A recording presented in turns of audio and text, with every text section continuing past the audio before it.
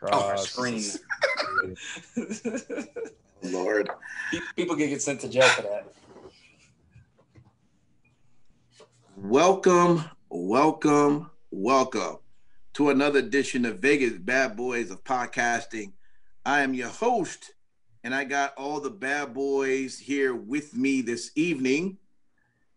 And it is the post Summerslam show. We're going to get right into it. We also want to talk about the rest of the shows during the week that, we should definitely mention. I mean, there was another event that happened called Emergence. We can't ignore that. We're going to talk about it all. So, fellas, welcome. Let's get to it. SummerSlam, the second biggest event of the year. I don't know. Did it live up to the hype for you guys? I mean, you tell me. Y'all tell me.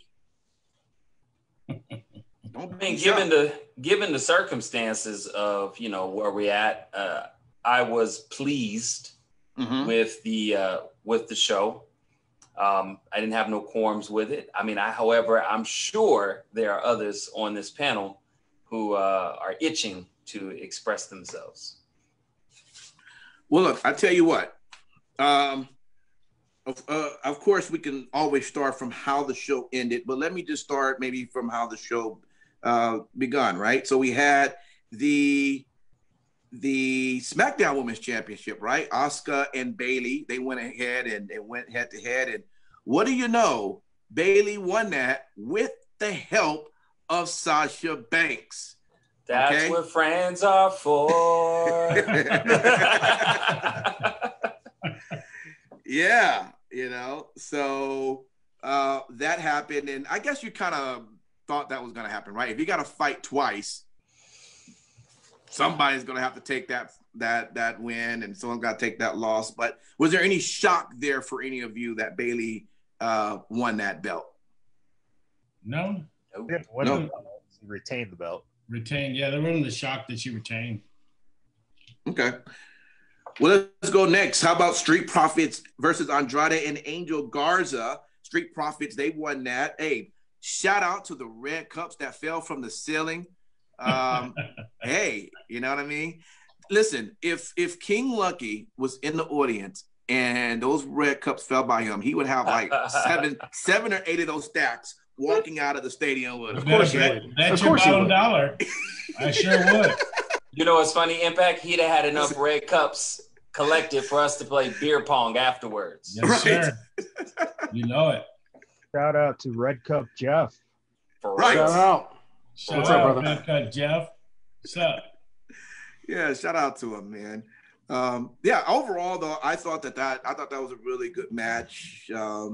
They've worked together quite well, and too bad Zelina didn't really take on an extra beating, right? Because after all, we found the video from Monday that she's the one that poisoned Montez, right? So, let's be honest.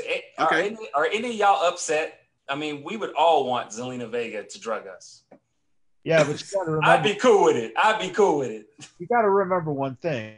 It's not poison or drugging. She just simply gave him a cup of Mexican water from Mexico. Oh, well, that makes sense. Well, in that case, no. Whoa, buddy. Okay. Man, Michael's already starting with that fire flame. Honestly, it's revenge, man. And in this case, it's now Montez's revenge. So, yeah, there you go. Yeah. Well, good for them for retaining, right? Okay, let's jump over to Mandy and Sonya. Okay, anyone shocked at this, right? I mean, it went from a King Lucky shaking his head. No, it went from a lose your hair match to now you get kicked out of WWE. And what do you know? Sonya is going to go bye-bye. Let me ask y'all this question. Sonya has definitely been a team player since she's been in the WWE. And it just seemed like she's just really never got her shine the way she, really should have had it. Am I wrong on that? Yeah, man, she good, bro. She good. Oh, yeah, we'll let the King talk. But before that, I just want to say, is she doing a movie? Of course she's going to need time off. Oh, I didn't know that. Yeah, she's doing some kind of big movie role or whatever. King Lucky told me it's because her house got robbed into, so that was part of the reason. Please tell us, King Lucky. Well, tell us about that. Well, I would say she needs some time off. I didn't know she was doing a movie, but I would think after that ordeal, she'd want some time off. So, I don't know that for sure, but I think you're right on that one. I think that they probably are taking a precaution. Yeah. And just giving her time to get herself, listen, she might have to get a new house. Yeah, that's what I was thinking. Exactly. Yeah.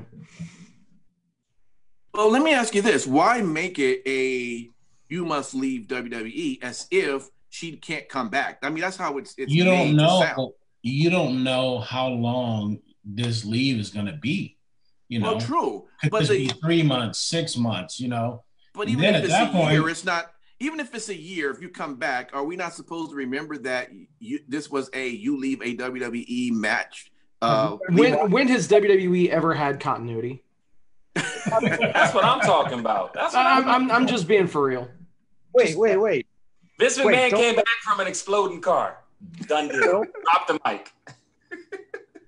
Don't blame the WWE. Blame us?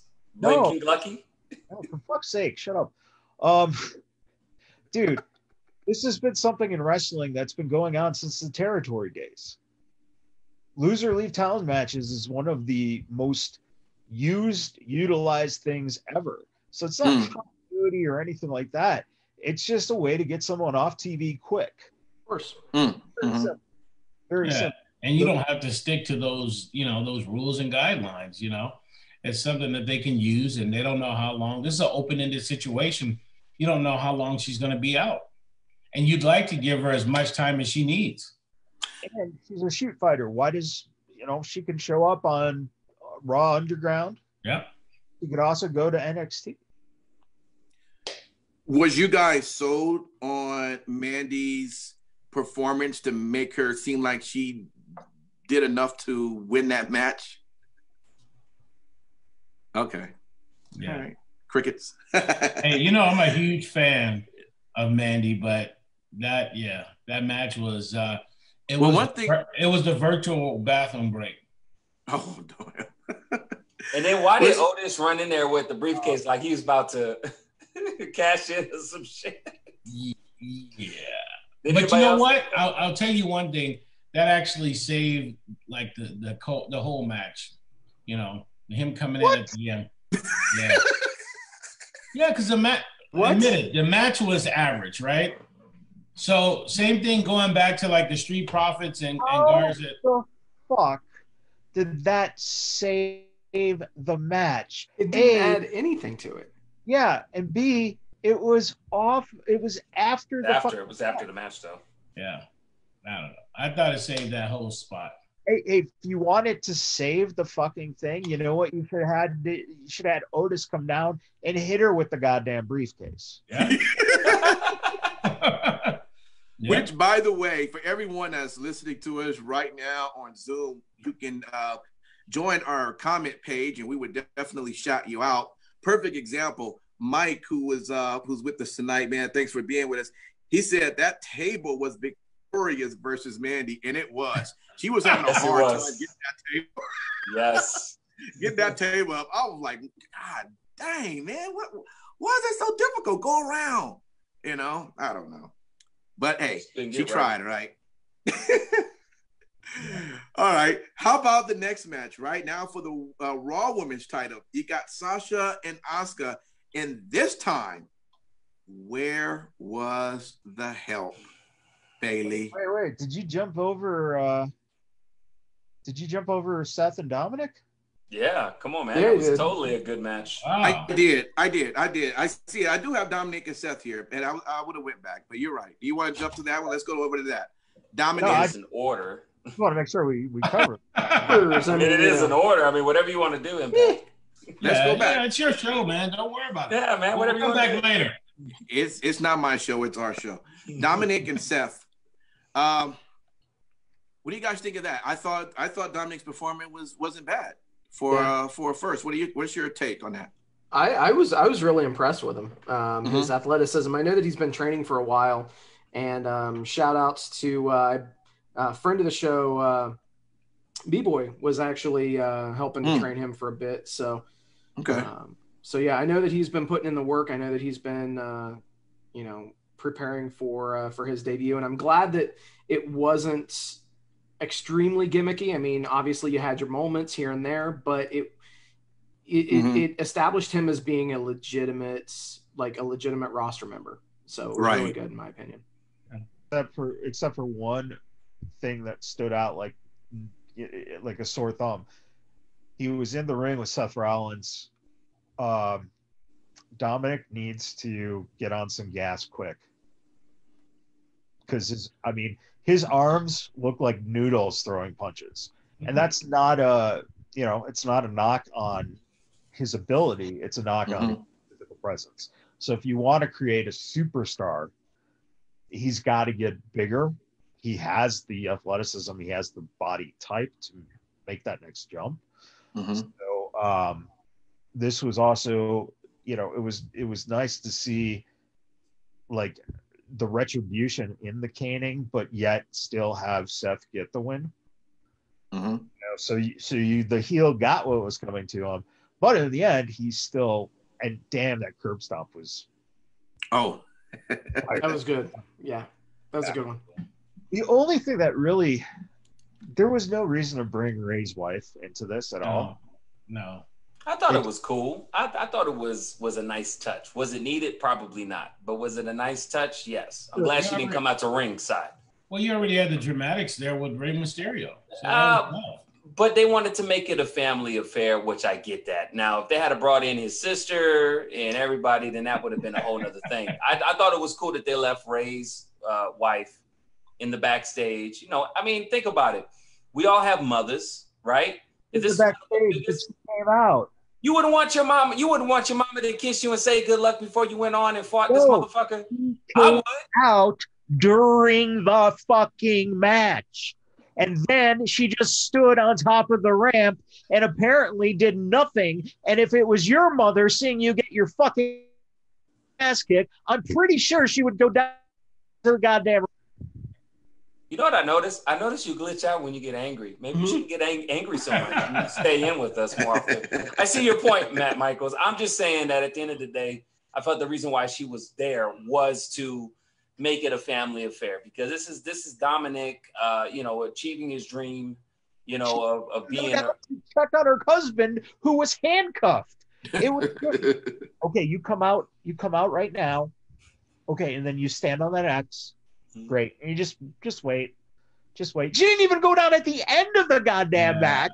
After they were all gone. I thought that was really weird. That was a missed opportunity, actually. Yeah. Well, I was more interested in trying to figure out the cost of that shirt she wore, because it looked like it could have paid for 2 months of my mortgage. Pretty much. They love them some Louis Vuitton in that house. Ray with the mask, her with the shirt. For real. Yeah, I'm like, my Lord. They're making that good money to afford all that. Well, Ray just signed a new contract, baby. So that's true. What's the new contract, King Lucky? Since you had it inside, I don't have the details, man. Oh, okay. I just wanted to know, because I didn't hear nothing about that new contract. Yeah. Well, he signed a new deal. That's good though. I mean, I enjoy seeing Ray. Yeah. Preferably with both of his eyes intact. Yeah. Well, overall though, it was a good match. So we didn't know what we was going to expect from Dominic, but he showed up. So let's move on now to the Sasha and Asuka match, and I'll go back to my question again. Where was Bayley? Well, they had to kick it off, so they did it tonight. That's probably next weekend at Payback. Yeah. They're gonna lose those straps too. That's what. Now everyone's been looking for this mesh between these two for a while. Is it finally happening? Has WWE been trying to do their best to hold off on this until like maybe a crowd audience, or they're just Yeah, and I think they've done a good job of teasing and doing these small little parts where you thought that they were gonna, break up or whatever, and then ultimately, they fall back in sync. But this is this is now the start of it. I thought overall Sasha really put it on Asuka enough. Like, did you remember that? What was that move she did from outside of the ring? Sunset flip and the powerbomb. Yeah. Yeah. I thought that a very good match. Yeah. Well, you know what they say. Sasha is the queen, basically the boss of counters, and that's pretty much her moveset. Is she can counter the counters were great. anything that you could put out, and I'm glad that they've kept that constant with who she is. But let's be real, we know the writing's on the wall. WrestleMania, Sasha versus Bayley, probably for the SmackDown title. I personally, and I'm going to say this as a Sasha fan, I'd rather not be for the title, so that way it means something more. Have it just be a straight grudge match, build up as high as you can for it. Yeah, I know you're looking at me crazy, but I don't give two shit. Right. It's just you're earning the mutes tonight. That's all you got is mutes, bro. That's all you got is mutes. Come see me, bro. Come see me. So, let me ask you this, though. We watched this first match in which Sasha takes the infamous ass bump, and that allows the win for Bayley. Mm-hmm. But the way they commentated on it during Sasha's match was as if Asuka would have hit that on Bayley, then Sasha would have obviously have gotten the pin because that move is so devastating. But literally, it is an ass that just bumps you off the ring. It just was kind of, It was kind of hokey. And why would you be mad at her moving out of the way of getting hit by that? Or even better yet, why would Sasha know? Because, what was she doing? If you saw that she moved out of the way, then you should have been ready to strike. So, I don't know. Mm-hmm. A little goofiness there. Make some sense out of, Well, let me ask y'all this. How important should it have been for Asuka to win anyway if Shayna's already said that whoever wins, I'm coming straight for that title. And as far as I'm concerned, whenever that match happens with Shayna, she's going to take the title. Now, I don't see how, if she's going to get it, you might as well, you could have let Sasha went ahead and kept it just to lose it against Shayna, because if Shayna takes it from Asuka, what was the whole point for her to be a 1 week, 2 week champion? I don't see Shayna losing in her title match is what I'm saying. So what was the point? I don't think it was a bet. I think the biggest point was to build up the story leading up to Sasha versus Bayley. Have it. Because obviously Sasha's. Well, it would have ended up being the same way anyway, is what I'm saying. But this is better. No, this is better. I'm gonna be honest with you. I got a lot of home girls. All right. Okay. I'm gonna tell you right now.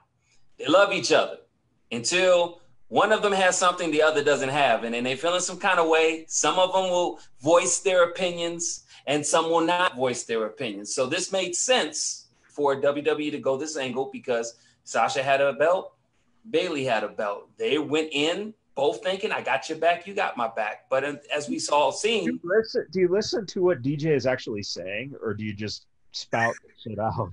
I do fucking listen what DJ is saying. He asked a simple question, like, why would it be that Sasha had to lose the belt? And no one says... No. What the fuck are we talking about? Yes. Why did you lose it to Asuka? Why not just have Shayna beat Sasha for the belt? Because Sasha's going to have her hands tied with building up the storyline with Bayley. I don't know. Did you want to see something else other than that? I want to see Sasha and Bayley. Well, but what I'm saying is you're going to see that anyway. It's not like you wasn't going to see it. Why did it just not allow just Sasha to maintain it tonight just to lose it in a week or two when Shayna pops up? She's already said that whoever takes it, she's going to get it, and she will. But it hurts more this way. I feel like it hurts more. It paints for me, I guess, I'm totally disconnected to the rest of the logical world. But I felt that it hurts more this way, even though, yes, Michaels and Lucky, I agree with you. It was a little bit sloppy with the whole, Bayley moved out of the way. But I do think in a way, yes, it hurts more because it's like you're supposed to have my back is the narrative they're painting to us. But they could have done the same narrative with fucking. You're right, Michaels. You're right. It exactly could have went both ways. Okay, it's okay that it went this way. Maybe in another multiverse, it'll go the way you wanted it to. It's not what I wanted. It's the fucking question. Hey, sir, breathe. Jesus Christ, 3 mutes within fucking 20 minutes. Yeah. Dude, you're gonna glitch out like 7 times before the end of the show. Hey, from the chat, you're like the Hulk. Calm the fuck down. From the chat, Raven says Shayna said she'd whoop Rome's ass, but she doesn't want to lay her hands on a one-trick pony. Oh. You know what's funny though, Raven? I can't even hate on that because I don't want the smoke from Shayna. I'll be real. If that don't make me less as a man, then fine. I don't want no problems with Shayna because Shayna can whoop everybody's ass on this Zoom and your ass, Raven, probably all at the same time. All at the same time, yeah. I recognize Shayna's hands. On real Raw fucking talk. In real life. Yeah. All right. Let's jump over to the big match here. We have Drew and Randy. Now, Matt Michaels, I know you are not a fan of Drew McIntyre, which I am. I think the outcome actually was perfect. Great match, though. What's your take? I haven't heard much from you, Sin City. I'm going to give you this one. What was your take just on that match? Drew McIntyre go against our RKO. Yeah, so, I mean, honestly, there was a lot of really good storytelling in this match, which that's something that, was very, very imperative for this match to do well. They would have to tell a good story, meaning that, I mean, you've got 2 guys that aren't going to dazzle you or throw 80 billion moves your way or anything like that. And I'm glad to see that the guys really played to their strengths. And it was honestly, I'd say probably the best match on the show. Yeah. One of the things is that they did not hit a finisher. Neither guy hit their finisher. So neither one of them looked exactly good. So now you got a couple more matches out of this. Yep. And the sneaky pin at the end was just great. Yep. I agree. Yep. Michael, what you got? So I'm going to be completely honest. Uh-oh.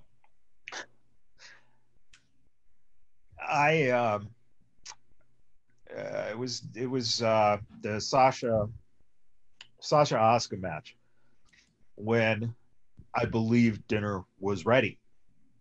So I paused it. Okay. I paused it. I went down to go get dinner, but it actually was not finished yet. It took another 35 minutes or so. So finally I get the plate, come upstairs. I watch the end of the match.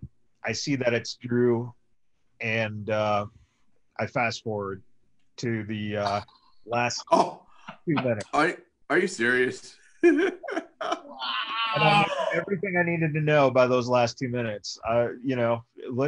Let's instead of give Drew a fucking legitimate fucking finisher pin over Randy Orton, no, we're gonna just have a simple roll up, and we'll continue this feud to push it along a little bit more, which doesn't need to be.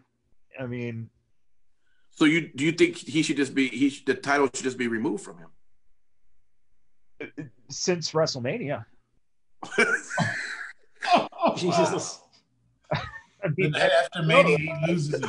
I tell you right now, ladies and gentlemen, if ever you want to break the news to your kids that Christmas doesn't exist, Santa doesn't exist, call Matt Michaels. Yep. Because he is the best at this shit. Bringing all the air of magic out of the room. If you do reach out and contact me for that, I will throw in the Tooth Fairy for free. Fatal diagnoses as well, apparently. That's why I could not become a doctor. Why the fuck you crying? It's the rest of your life. Come on. Oh man. Well, overall, I did think that was a really, really good match. City, you are right on that. Probably one of the best matches of the night. Before I get to the last match, let me jump back all the way to the pre-show. MVP versus Apollo, for the United States Championship, and Apollo retained his title, guys. But MVP did have new music and they have some new shirts. So shout out to that. I actually want one of those shirts, man. You know, the Hurt Business, and on the back of it, it says "I'm in." Boom. Well, they got a special running right now on WWE. It's actually already in the clearance section. Yeah. So hold on. The shirt says "The Hurt Business" in the front, and in the back says "I'm in." Yeah. I'm gonna give y'all a second to think about why that might not be great. Yeah. Whatever. I'm gonna get the Hello. shirt. But I'll wait for the buy one get one for $1, and I'll get that one. Well, I bet you'll be hurting for that one. Tristan in the chat says, I think Drew is stalling, dropping it to Randy till Survivor Series, setting up an Edge return and a win at the Rumble and a match at Mania. Oh yeah, I would see that sentiment. Good call, Tristan. That's a really good call. Mm-hmm. Yeah, because exactly what we need is what the AEW people complain about. Oh, they don't book these guys right. They don't use the mid-carders. They're just mid-carders in there, and they need to be superstars. Blah, blah, blah. And then we're going to see Edge beat Randy Orton for the championship. Well, I don't think we said all that, but yes, if that's your prediction, sure. But that's what was just said. Edge will face Randy Orton for the championship at WrestleMania. He just said he would face him. We didn't say a result. Either way, both guys are fucking, like, what, 52? Oh, damn. Oh, easy now. Shit. I mean, maybe Edge is closer to that, but I'm sure they're both still in their 40s. Who has more to gain, Matt Michaels, between those two if it goes down like that? Either one. Okay. Apparently, you seem very enthralled in drama and upset right now. Expand on that, please. There's nothing to expand about. It's just the fact of the matter is that the complaint has been that they're not elevating guys. All right. Mm-hmm. And if the plan is to elevate someone like Drew, now, even though I don't particularly care for him, you're trying to create someone. Okay. Now you're going to have him lose to Randy Orton to set up a WrestleMania match between Edge and Orton. Not only did we just see that match last year, but again, what are they gaining by doing that match? Yeah, that's a good sentiment. Let me ask you this final question. How many wins in your playbook does it count, profile wins, to make somebody elevated enough to be made? I look at it like this. They should have records when they come out to the ring. So we know. Oh, man, you throwing digs, bro. You over here throwing digs. It's not about the wins to elevate. It's about who the character is and how you develop it. Mm-hmm. If you wanted to go by wins, Stone Cold Steve Austin would have been fucking sitting there for a while before they gave him the belt, right? True. You got to establish. You got to, again, you got to look at who you have. I see a guy like Kevin Owens sitting on the outside. Why is he not in that picture? That's very true. And you know what? I hear you. Owens. No, you're right. That was fucking baffling to me, by the way. Yeah. Using him on commentary in what seemed to be just a random tag team match. Well, because they're probably going to end up putting him on the SmackDown commentary team since they put Joe on Raw. Probably. Damn. That sucks because then Steve's going to be out of work as being Kevin Owens' stunt double because his hair's almost grown back, man. Once his hair grows back, he's going to be back at work. And hair's not growing back, Steve, by the way. Hey, no, I don't want it to. You have to put some swamp moss and some Spam on there or something like that. Bro, I went bald and I'm happier. Yeah, you look good though, man. You look good. Thanks, bro. All right, so before we talk about how it ended, the match overall between Braun Strowman and The Fiend. What did you think about the match? It was just pretty much almost a throwaway match for you guys, or did you enjoy Braun going to get some a blade and just cutting up the ring and all of that? What's your take on the match itself? It was there. Whatever. It was whatever. Yeah. So not really. Let me ask you guys a question. Sure. Does anybody really get excited or amped up for a Bray Wyatt match anymore? Realistically, I tell you this, I'm hyped for during the entrance because it seems like there is about to be something really great and exciting that's going to take place. Without a doubt. But after that part, I mean, maybe it's just who he's fighting.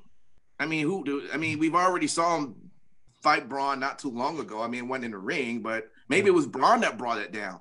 I can. The way the match was laid out was a little goofy, but I mean, that could just be me. I mean, if you could fight Falls Count anywhere, right? And they just go backstage for one. Yeah. Let's keep it in the fucking ring. Great, awesome. Yeah, that's why I think it didn't live up to the hype this time. I think the match was fine, but the big problem is that if you're going to cut the ring open, it takes a while. Even Braun Strowman with all his strength couldn't move that fucking duct tape. So you know what, Michaels? I thought the same thing. They should have called Johnny Gargano and Tommaso Ciampa on what's a quick and efficient way to chop up the ring, because they had it right. These two did not, or Braun didn't have it.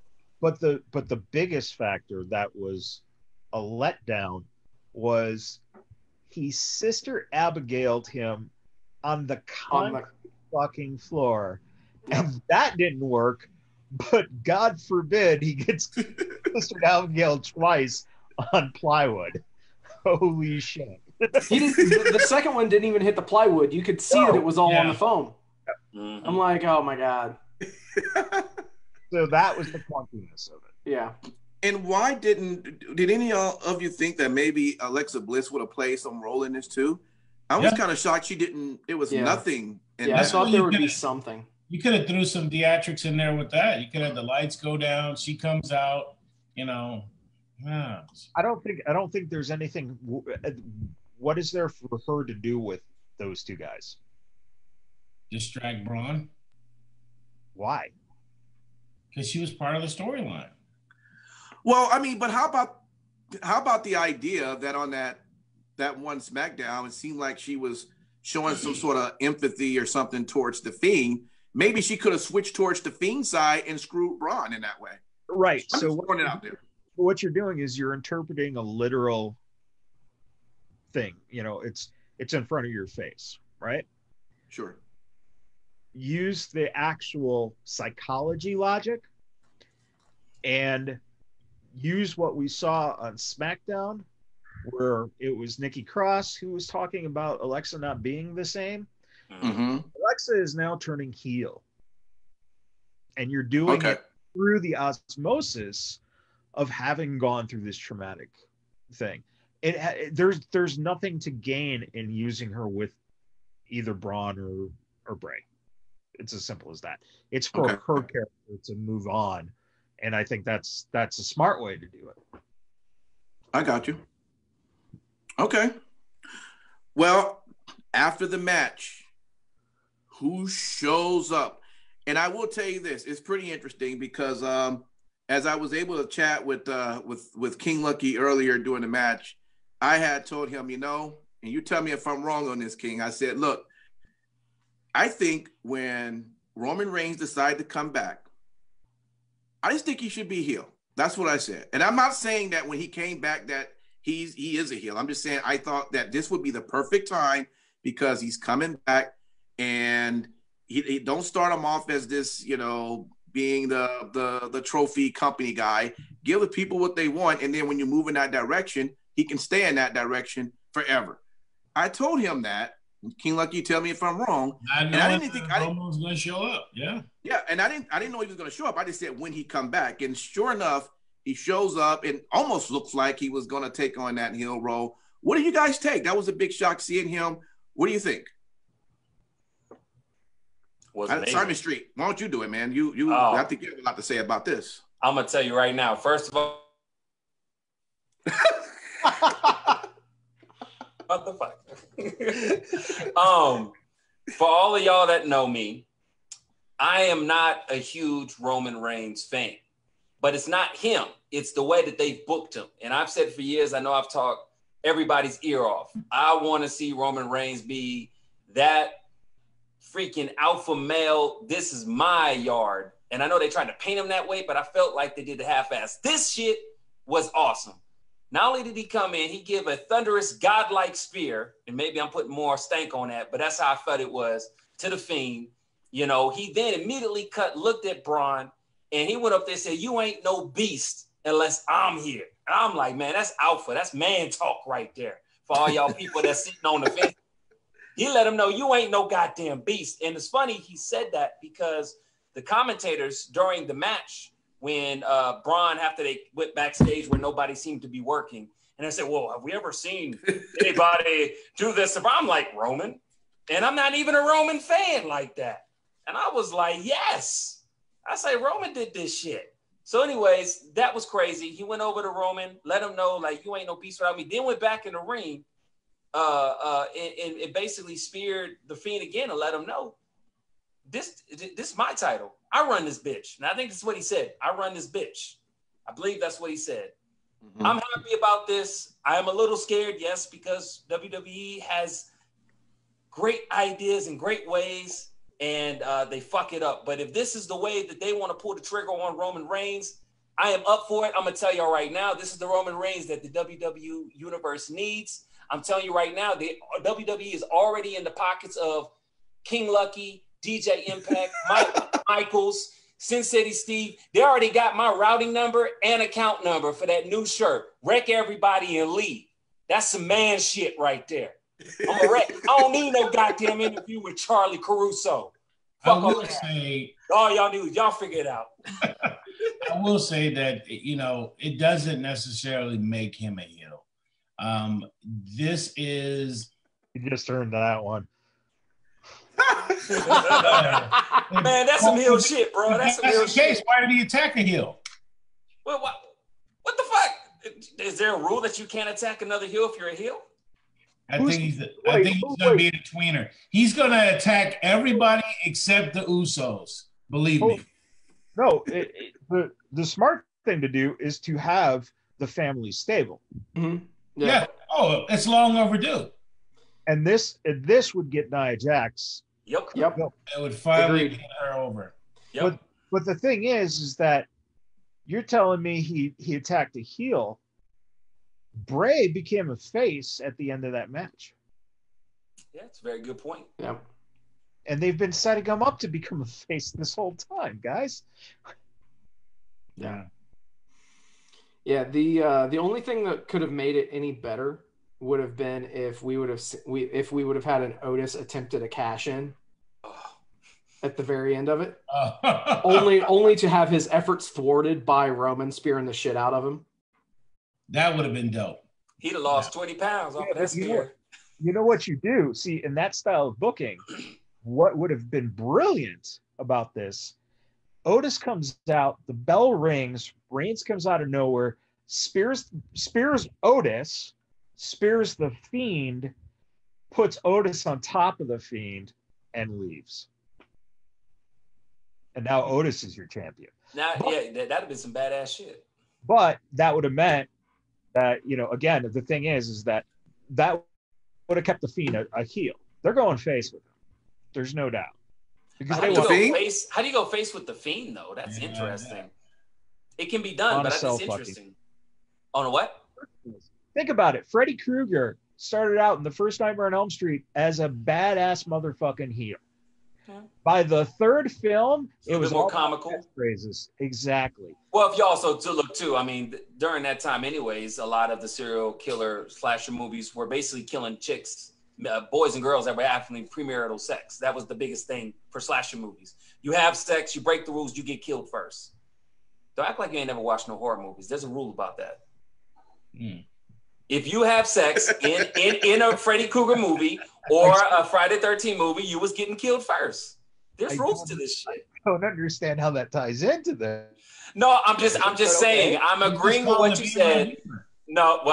In this case, I'm agreeing with what you're saying, Michaels. Yes, Freddy Krueger after the second one, we were more likable. We wanted to see him survive. We wanted to see him chop up these kids or the psychic crew that tried to take him out in the third one. They don't have much steam. What I'm trying to say is they don't have much steam left with The Fiend. You guys just said it. Look at the matches. Are you guys excited about the matches? No. So now what you have to do, turn them face, and you basically will phase out, get the last bit of cash you can out of the character, and then he's going to move in a different direction. It's the evolution. And unfortunately, you get guys like, let's say, John Cena, who you can keep one character for 15 years. Fine. But a guy like The Fiend, you can't keep that character going and going and going without reinventing who Bray Wyatt is. And in this case, Bray Wyatt is a crazy person, right? So he can go into a benevolent state. He could just love everyone now, or you could take different things. But at this point, you're seeing the end of the Fiend character. Let me ask you this question, because I just thought about this. As the match was going on, they had talked about, even in the promos, they talked about how anytime you encounter the Fiend, he reveals your real face. To something to that degree. Did y'all hear that as well? Mm-hmm. What if that's a good way to be a face for the Fiend, as he's removing the masks of people, kind of like revealing the true selves of people, their true intent? That would be kind of cool, I know there's some people that listen to our podcast. I mean, if it happens, shot rounds for everybody. Cousin Brucey here says, we'll take all ideas except Simon Street's. So. Well, hey, it's all good. It's all good. Sounds good. I'll present all the non-money makers, and you keep making money. So overall, the show of tonight, were you guys pleased with it? It was an all right show. You give it like a B or an A or a C, or do you just fail the whole show overall? It was a solid show. It was, it was kind of, for a SummerSlam, it wasn't, until you got to the end, that saved the show. Okay. But for a SummerSlam, it wasn't to the level. Okay. And I know it's hard to judge right now because of, the pandemic and all that stuff, but I thought for a SummerSlam, it just wasn't to the level. I may give it a C+, B-. Wow. Yeah. Okay. But before you move on, they did announce a couple of cool things tomorrow, and you talked about it earlier with Kevin Owens. He announced that Aleister Black will be back, so it'll be interesting to see how they book him moving forward. And the bigger one. Well, we're going to talk about that next if you just want to hold on, because we're going to move right into NXT TakeOver, which was the next big event that took place this weekend. So we're still giving grades? SummerSlam was grades. I'm sorry, say that again. SummerSlam was a C. What? Okay, I don't know. You guys talk at the same time. So SummerSlam was a C. You'd ask for grades from everyone, and then Lucky gave his. Okay, got you. Appreciate it. Was you also giving it a C, Simon, or an A? No, I was just telling you we were supposed to all give grades. Okay. What's your grade, Simon? I don't know. I thought Sensei Steve was going to explain his a little bit more than just he gave it a C. Well, he gave it a C. All right. Anyways, I'll give it a B+. I was entertained by it, regardless of what a lot of people say. I do like the attempt they made with the Thunderdome. I was a little cautious on what happens SmackDown. We'll talk more about that later, but I liked what SummerSlam had to offer. The matches were good, and I know y'all don't give two shits about what I'm saying, but I apparently liked it. B+. Before we move on, I just got one more point before we get to the last grade, which is going to be Matt Michaels. Is anybody surprised we didn't see Retribution tonight? Mm-hmm. I was a little bit let down. Yeah. Like the biggest angle right now. All right, that's just me. Michaels, floor is yours. The reason being, if you have Roman coming back, no reason to have Retribution show. We also don't know what Retribution is about yet. Who's to say we didn't see Retribution? Exactly. Yeah, true. Maybe Roman is running Retribution. Right. Would be fucking cool.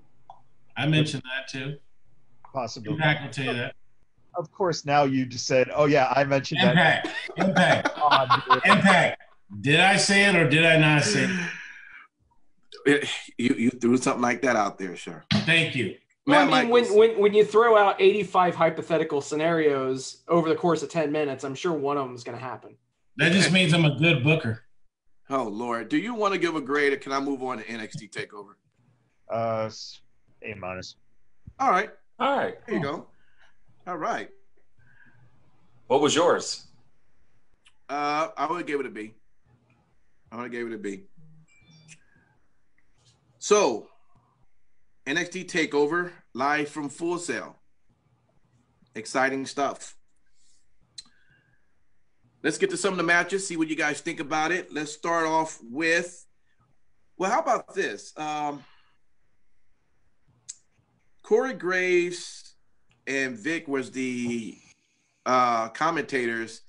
Why just pull them out of anywhere? I mean, and then Beth started talking, and I was like, well, is she there? I mean, I know she's not there, but it was just weird just to kind of, like, why even go through the, I don't know why they do that. It just looks weird when they do that. You know what I'm saying, Sin City?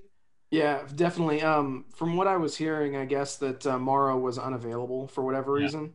And obviously, I don't know if Beth made the trip necessarily, or if they had just kind of patched her in, like what they've been doing.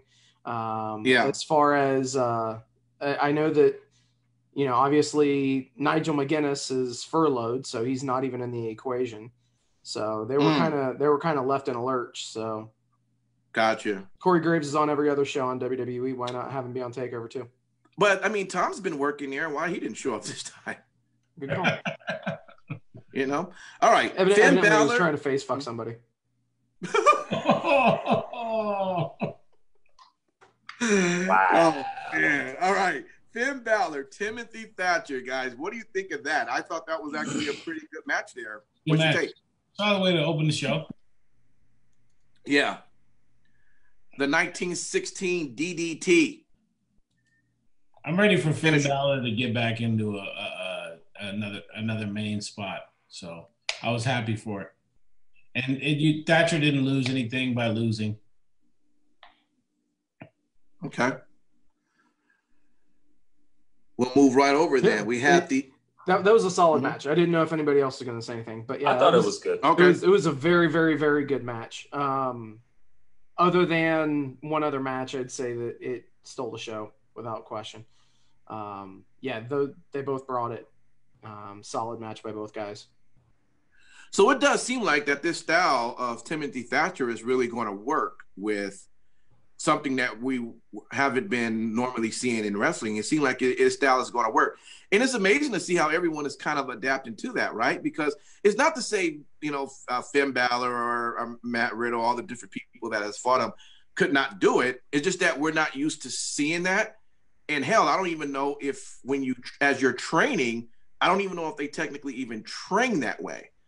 They could be. I don't know. Maybe you know, Matt Mike, because you're giving me that look. I'm just saying, being that I don't see it much, you would think that it's maybe something that's not pushed, that style of wrestling. But so when you see someone who don't normally do it, work with someone who does do it, you know, and they show that they're doing a pretty good job with it, overall, it seemed like it's something that could work. Oh, you just answered your own question.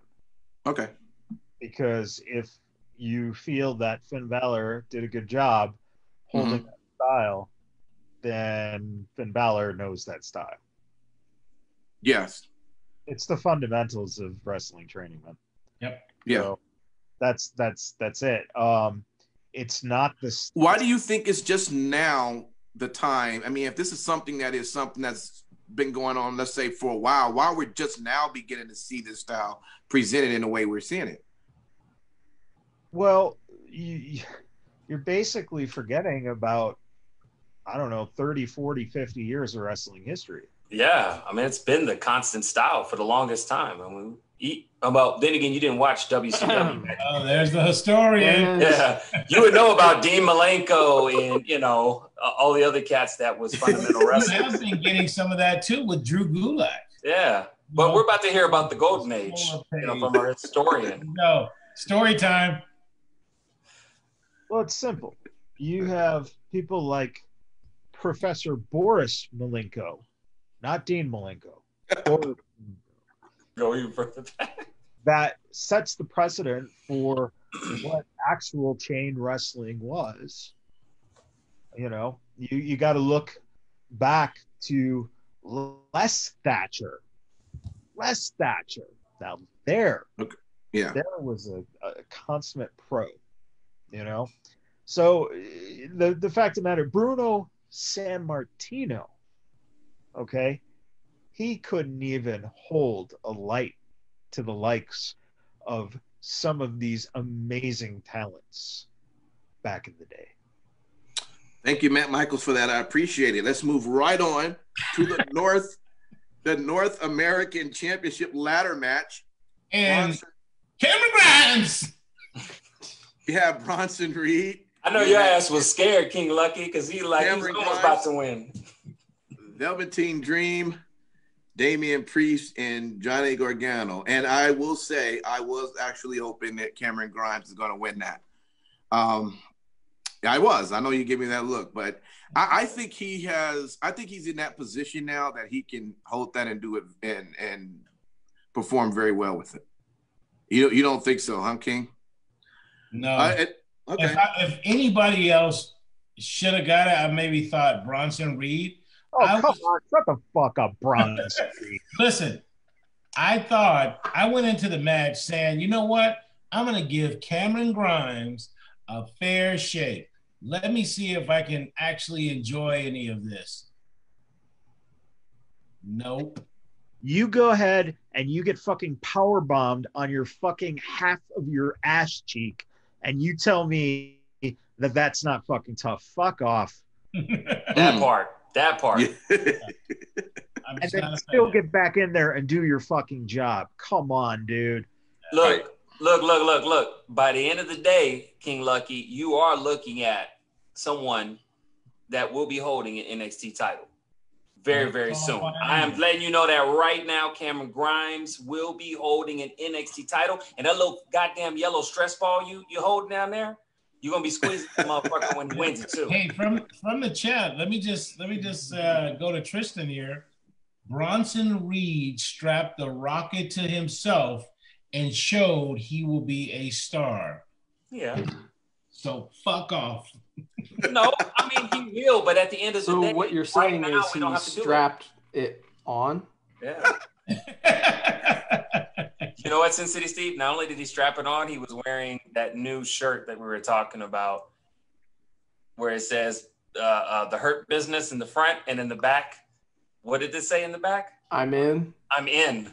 Hey, listen, and he gave a nod to Bam Bam Bigelow, which was so dope. I mean, listen, the match overall was spectacular. Yeah. Right. And I thought they got the result right. Damian Priest looks like money, talks like money. The guy can go in the ring. They did the right thing. And they have now set themselves up for quite a few feuds in the future for him. You know, you could pick any one of them, him versus Cameron Grimes, him versus Bronson Reed. So he's got, you know, I see this belt in a good place right now. Listen, if Cameron Grimes would have just pulled the bigger ladder out instead of that kid's ladder, he would have won it. That was like in the beginning of the match. There was a few goofy things at the like when they went up for the title. You know, one thing where he moved from one ladder to the next. But overall, I thought the match was really good. You know, I will say this from the chat. Raven just said that, you know, Bronson and Cobb, the new AOP. I would love to see that shit. Real fucking talk. You put those two together, if you can make it happen, that would be cool. I don't think that was a compliment if you look at where AOP ended up. I think those two could be a formidable tag team, and used right, they could be amazing. Yeah, True. But yeah, it was a hell of a finish. And dude, Damian Priest looks like a rock star. The picture that he took, and when he got in the hot tub, Didn't take none of the gear off. He looks like money, bro. It was the right move. King Lucky, did you want him to take his gear off right there on the camera shot before he jumped in? Would that have been more money? No. Oh my God.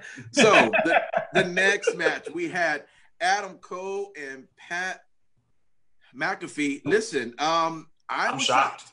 That's what I am. Dude, I was shocked. Yeah. Hey, he brought it. He fucking brought it. Yeah. I mean, for however much time he had to train, I mean, he, out of all the football stars that they've ever had or ever been involved in wrestling, I think he represented probably the best. Let me ask you this. Think about it. Did you guys ever watch him? I didn't. I'm just curious. Did you ever watch him when he played football? Yeah. Yeah. Okay. My Saints had a better kicker. Shit. Did he wasn't a kicker. It was a punter. Okay, my bad. Kicker, punter. Oh, we still had a better. Hey, bro, punters are people too. Yeah, they are. They lose their jobs quickly too. Nobody in the history of fucking football has ever gone, my team got a better punter than your team. Well, you don't watch football, apparently, because if you've been watching the last 4 or 5 years, there's been a lot of games that's been decided off of shit like that. But go ahead. Off of punters, not kickers. Yeah. My Saints. Another fucking mute punt. Thank you. You know what? Fuck you. My Saints won a Super Bowl off of a controversial punt. Now kiss my ass. A punt? Right. It's whatever. Go. Onside's kick. It's the word kick. It's a kickoff. What's your team though? What's your team? The Bears? Yeah, we got as many Super Bowls as you do. So yeah, because how long you been a fucking team though? So let me go back and ask. Okay, for those who are familiar with Pat, was he that great talking on the mic when they interviewed him? Yeah. So here's the thing. He's a punter. Okay, he's a punter. Yeah. Let's just get that out there. And the guy is in there when he's playing football, trying to tackle the punt return guy. Okay. And the thing is, one of the biggest clips that he's credited with, he booms a 70-yard punt, just blasts it, and does the fucking McMahon strut. This was when he was playing in the NFL. Yeah. So yeah, I mean, like he was a wrestling fan from jump. I mean, because his mic skills are just on point. Yeah, and that's the thing is, like, you know, he talked a lot of shit, and immediately after retirement, that's why he ended up with a podcast deal and, you know, ended up doing everything that he's done. I mean, he started off doing YouTube video vlogs and just, you know, going that route, and then the guy has probably one of the most entertaining podcasts that I listen to during the week. And, you know, that's not him talking about wrestling. That's him talking about just general sports. Yeah. So yeah. So he's always had the gift of gab. Like he's always been really, really good with that. And I think that he basically earned himself a lifetime WWE deal, as far as like a part-time contract or anything like that. Okay. That's what I was going to ask. Are we going to like see him again? I think you're going to see him back at WrestleMania. Yeah. He fucking killed it. I'll go ahead and say it for, you know, all of the wrestlers that they've put out there. He has had the best debut match of anybody that I can even remember. Yeah. So let's give credit then to where credit is due. Adam Cole. Without question, Adam Cole bro. Totally. Yeah. He did an amazing job as well. Absolutely. And you got to remember one thing too. Sure. Because he was a punter, you're not talking about the when you see some of these guys who have come in, you're talking about guys who are typically just way bigger, and so a lot of times they just can't translate into a wrestling ring. This is the same with bodybuilders, and you see this a lot with guys who are big. It's harder to transition. Yeah. He's a lot more athletically natural, I think, because he's more well-rounded. So, and because he knows the ins and outs of psychology, then it translates. Let's put it this way. Eventually, you're going to see McAfee against Gronkowski. Yep. You know what's sad? If I do see that, I'm wondering, like, does Gronkowski actually can he get to that bar that was just set?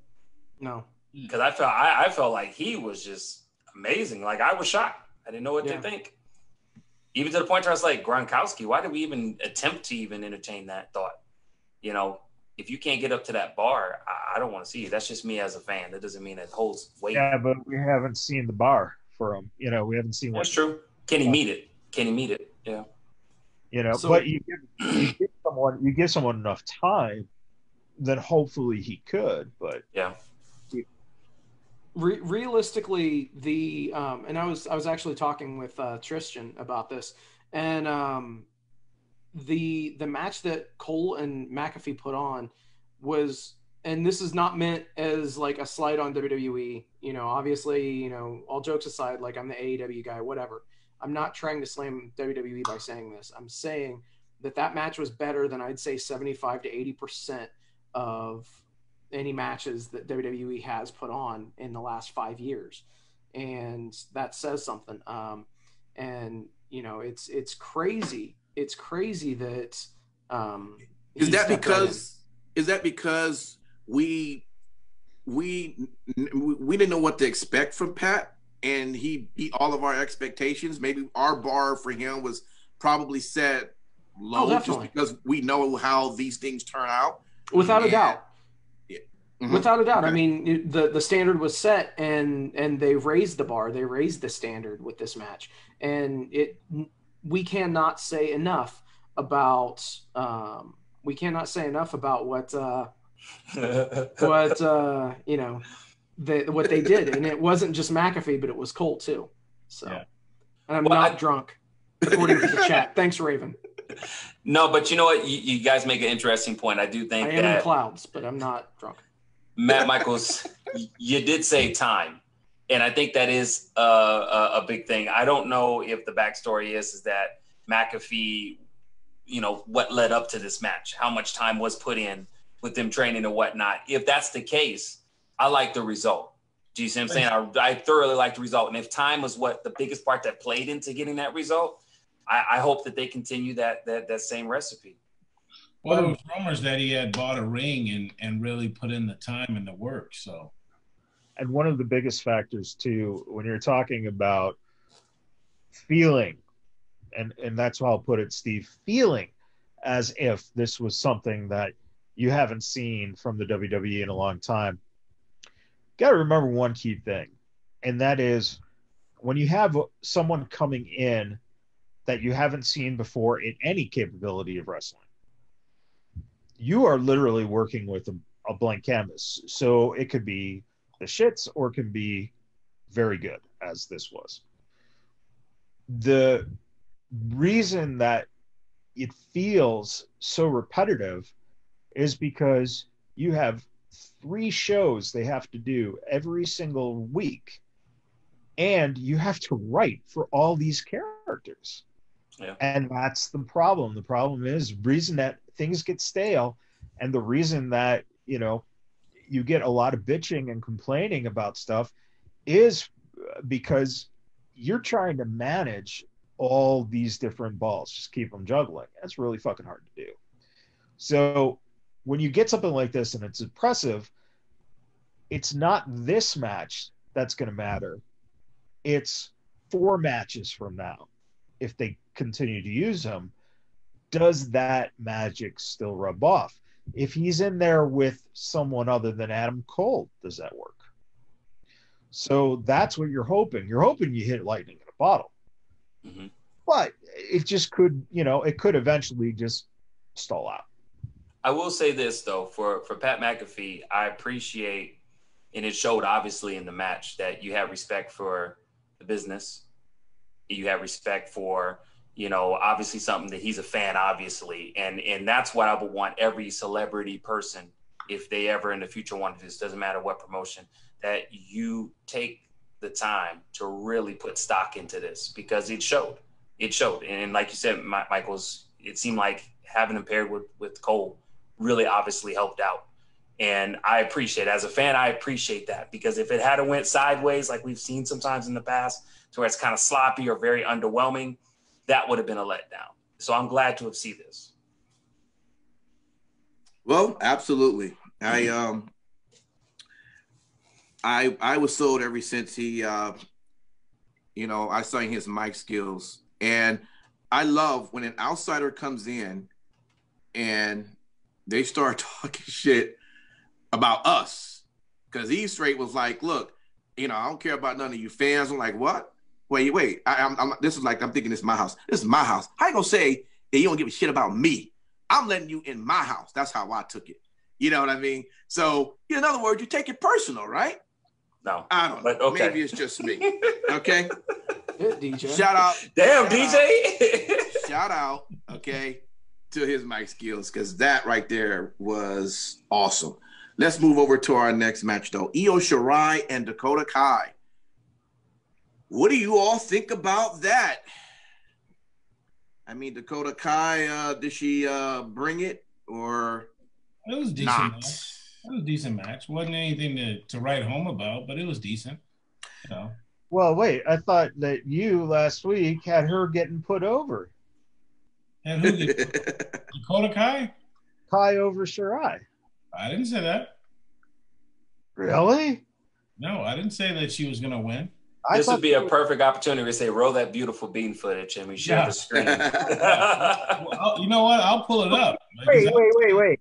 I believe there was something that was said last week, and it might not be you, Lucky. It might have been Steve. Yeah. But then Io would go up and help Asuka, so it wasn't me. Yeah, it wasn't me. Oh! He was sitting on that. He was like, "Oh." Hey, but no, like I have no problem saying that I'm wrong, because I don't pretend to be some shit that I'm not. I just say the things that I would like to see, and it is what it is. That's not the plan right now. Yeah. So, nor could it possibly be ever. But I did put down that Io started a little rough. I guess she was doing some flips at one point, and it looked like she either lost her concentration or landed the wrong way, and almost close to towards the beginning of the match. So I'm glad everything worked out with that, but that was a little scary right there. Overall, though, I mean, I thought the match was pretty decent. Well, I thought. No, I was just going to say, the one thing I think that Dakota Kai did accomplish in that match was where she is now is a bit of almost a far cry from being that scared little girl who was scared of Shayna Baszler. Yeah. So I mean, out of everything, I'm happy with the result. I hope that she continues to be as fierce as she has been. The ending was interesting with her big old bodyguard. Yep. May I just say real quick, side note, for anybody that ever plays video games, I know they're coming out with a new Mortal Kombat movie. And if ever you wanted to cast a character for the character called Shiva, which is like Kano with the 4 arms, I think she would be a great Shiva. Because when I was looking at her physique, which I've seen a couple of times, but I really looked at it, I said she would look great. But anyway, side note, her and Rhea Ripley. That's going to be a good. That'll be interesting. That'll be interesting. So you're talking about Raquel Gonzalez, correct? In the stare down with Rhea Ripley, and that was pretty big. And those are some big women. Mm-hmm. Yeah, but isn't that just Martinez? You know what I'm saying? Like, didn't they start it with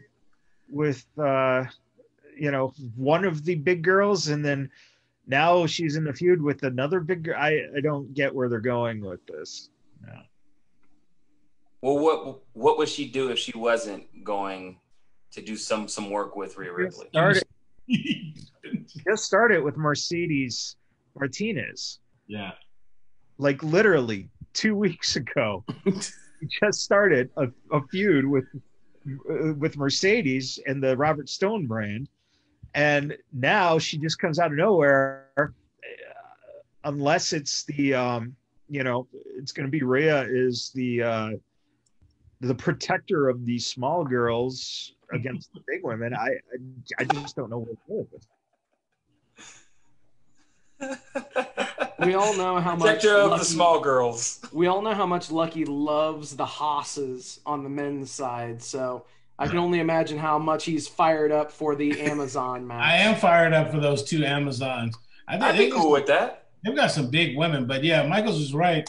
I mean, they did start this thing with her and Mercedes, but you know what? I was very pumped up to see those two in the ring, her and Gonzalez. I thought, man, that's got some fireworks on it. What would you like to see more than Michaels? Would you like to see, Rhea Ripley with Martinez or with Raquel? Just curious. Nia Jax. Ooh. Put her in her fucking place. Wow. It's different. It's different.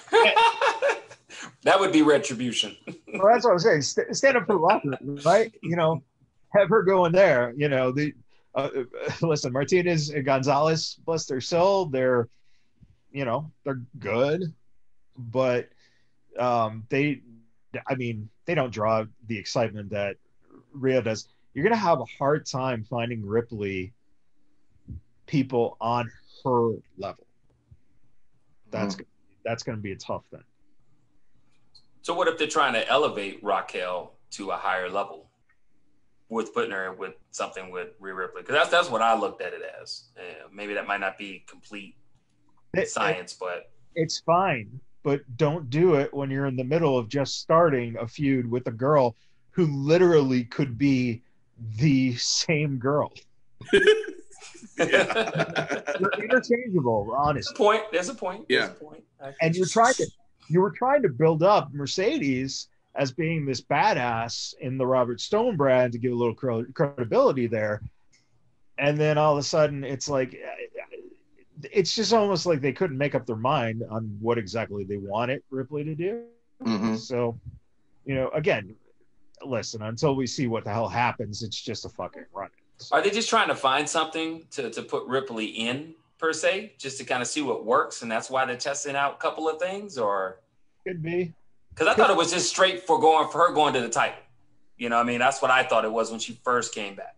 Unfortunately, the problem with that theory is you got Shirai with the title. So if you're going to keep it on Shirai, you can't go Ripley versus Shirai without Ripley making a huge heel turn, which doesn't seem like that's in the playbooks. Because Ripley I think she's marketable fucking money, especially for without a doubt. So before we get to the main event, we just want to see how excited you guys are for NXT UK return. Yeah. Look like it's going to happen on the 17th of September. Excited for that, fellas? Definitely. Definitely, yeah. Okay. Definitely. I think that NXT UK really didn't get the love that it deserved when it was running previously. They put on a quality show every single week. There were no down weeks. It was just really solid competition. So really looking forward to seeing that brand get rebooted, or not rebooted, but restarted, I should say. Get to see Walter again. Yes. Yeah. And it's also good because there was kind of rumblings that they might have did away with NXT UK. So it's good that they're going to bring it back, and you get people like Walter and, my girl Toni Storm. Oh my gosh. Okay. What do you like about Toni Storm, King Lucky? Please let us all know your court. Wrestler. Do you like her wrestling? Do you like her signature move? What's her signature move? Let's move over into our main event. We had Keith Lee versus Karrion Kross. I put down great video package. Yeah. Oh, yeah. Leading to that. Awesome. Okay, folks, let's go with it. What was your take with the match? Shocked. The match itself was good, but I was shocked. Are you shocked? For real? Why? No. I'm shocked at the result. Why? Why? Why? You know what? Listen. We sit here bitching about AEW fucking up all the time, bringing guys in and just losing. Yeah. And Keith Lee he did not need that title. Period. Right. Yeah. Nope. What you did was you used him as the bridge for a new North American champion without giving any, taking any rub off of any of those guys. Right. And then B, you gave Kross a credible fucking win with one fucking arm. Yes. That's definitely something that needs to be said, is that separated shoulder is what they're fearing is the case for Karrion Kross in that match. What happens now if that is the case? Well, he supposedly has an MRI on Monday. Surgery. So so based on the results from that, I mean, we'll see what'll happen. I have no doubt in my mind that they'll be able to work around it, and they'll be able to master plan around it and that kind of thing. You got to figure that Karrion Kross, just displayed how actually strong of a person that he was. And by finishing that match, Keith Lee is not a small dude.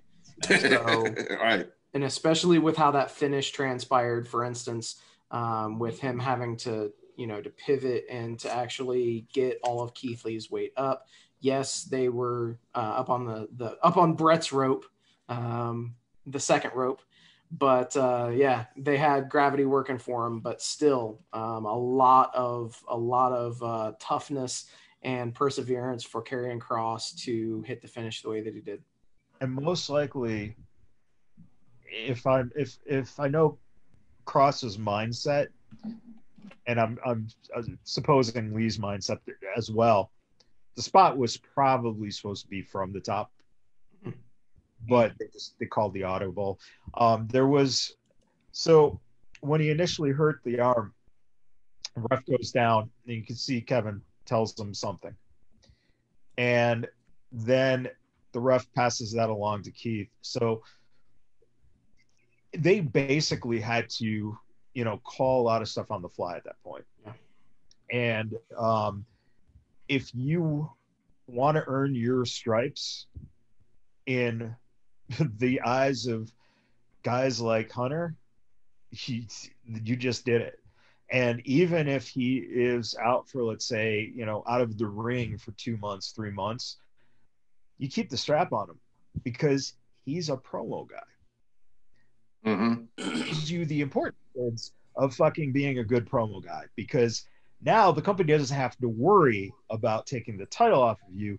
They can still extend it, and you can still get fucking entertainment out of a guy who's quality, and you don't have to take him off TV.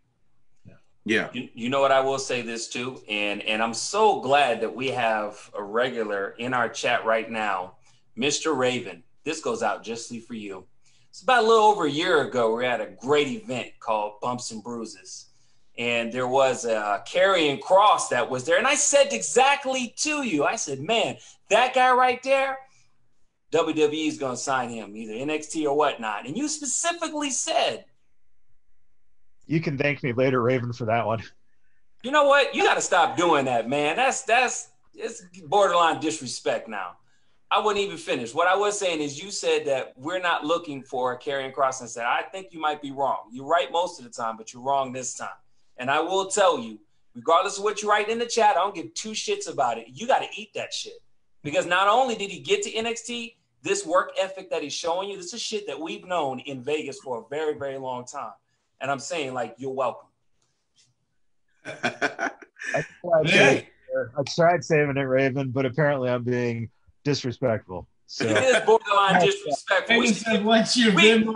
We should give you a limit on how many mutes you should do, or I'm going to hire a hacker to hack your account. I'm going to get a hacker to hack your account and mute the fuck out of you.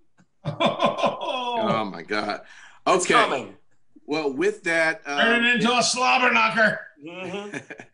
So great wrestling when it came down to NXT. If I want to ask a quick grade, you don't have to tell me the reason why. Just give me your grade for the show. Tell me what you think. King Lucky. A. Simon Street. A. Sin City. B+. Matt Michaels.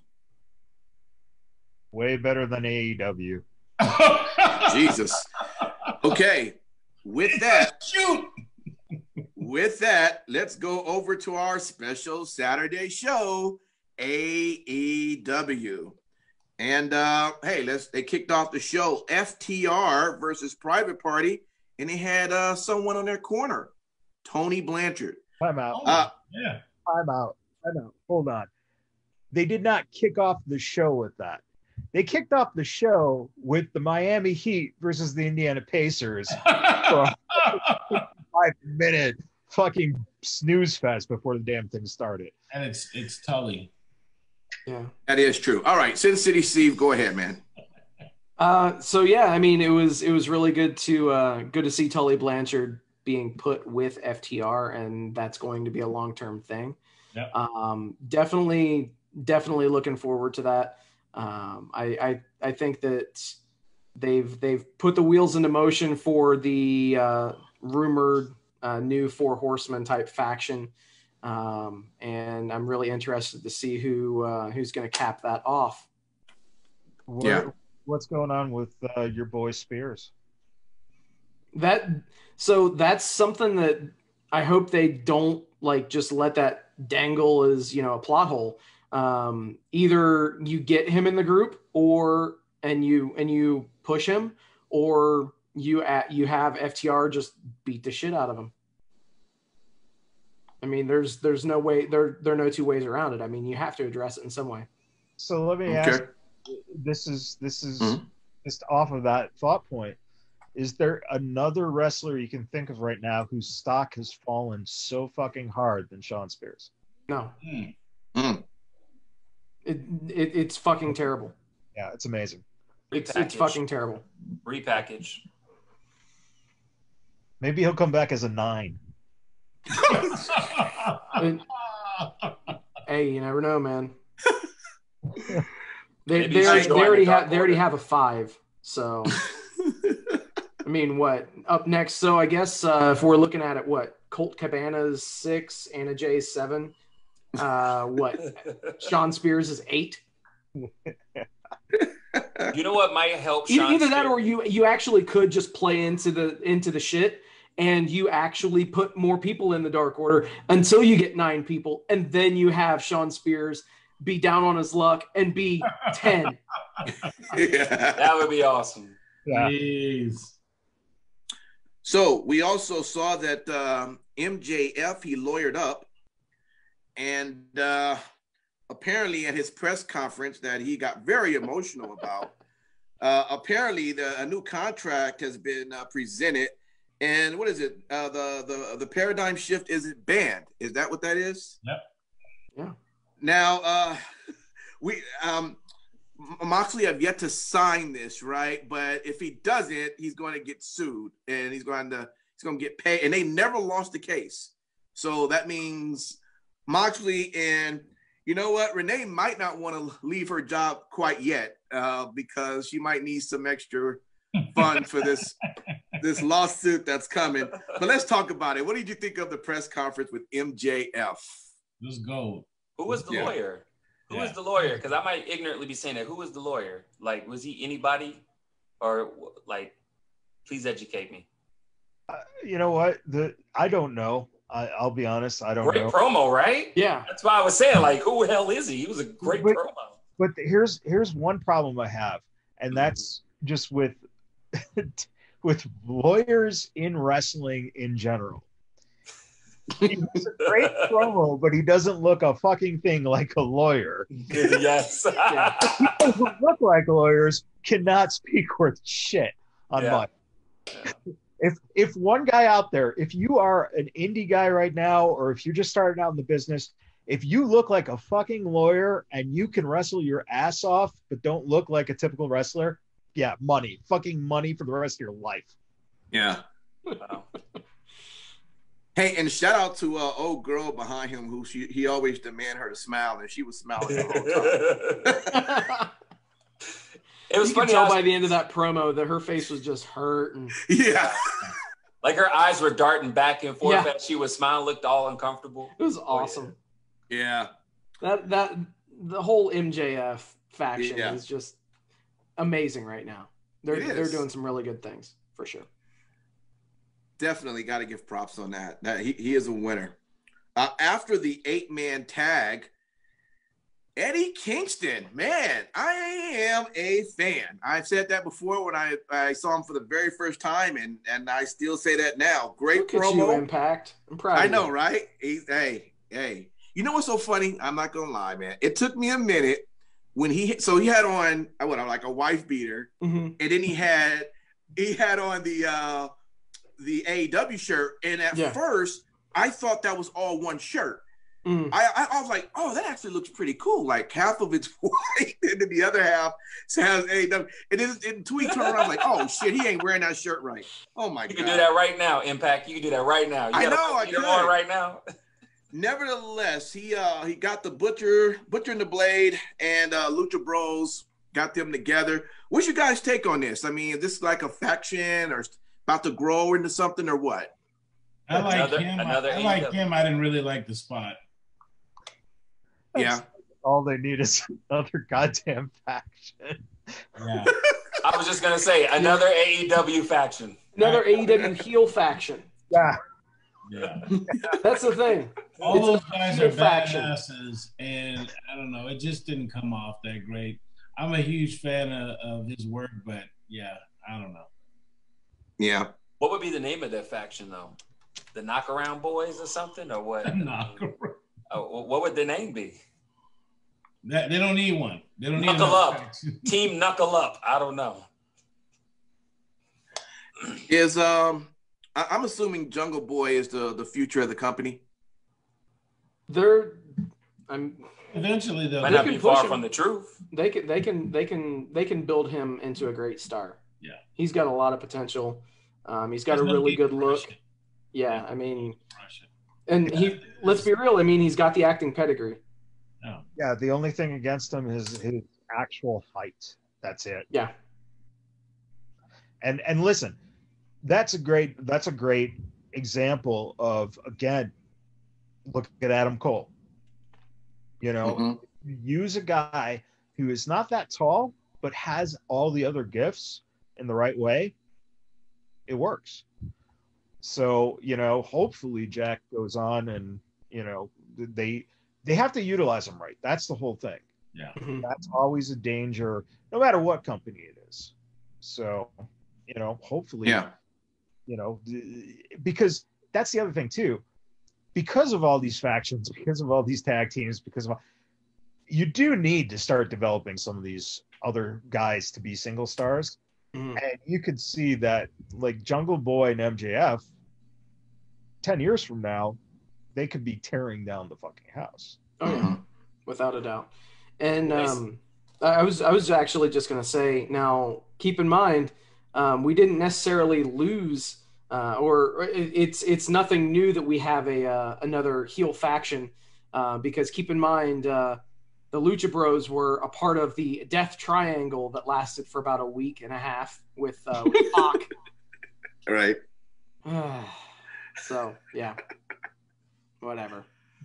Hey, it's all good. And by the way, Raven just said in the chat, yeah, they'll be tearing down the Full Sail University house. Oh my gosh. I think you knew exactly where I was thinking on that. Yeah.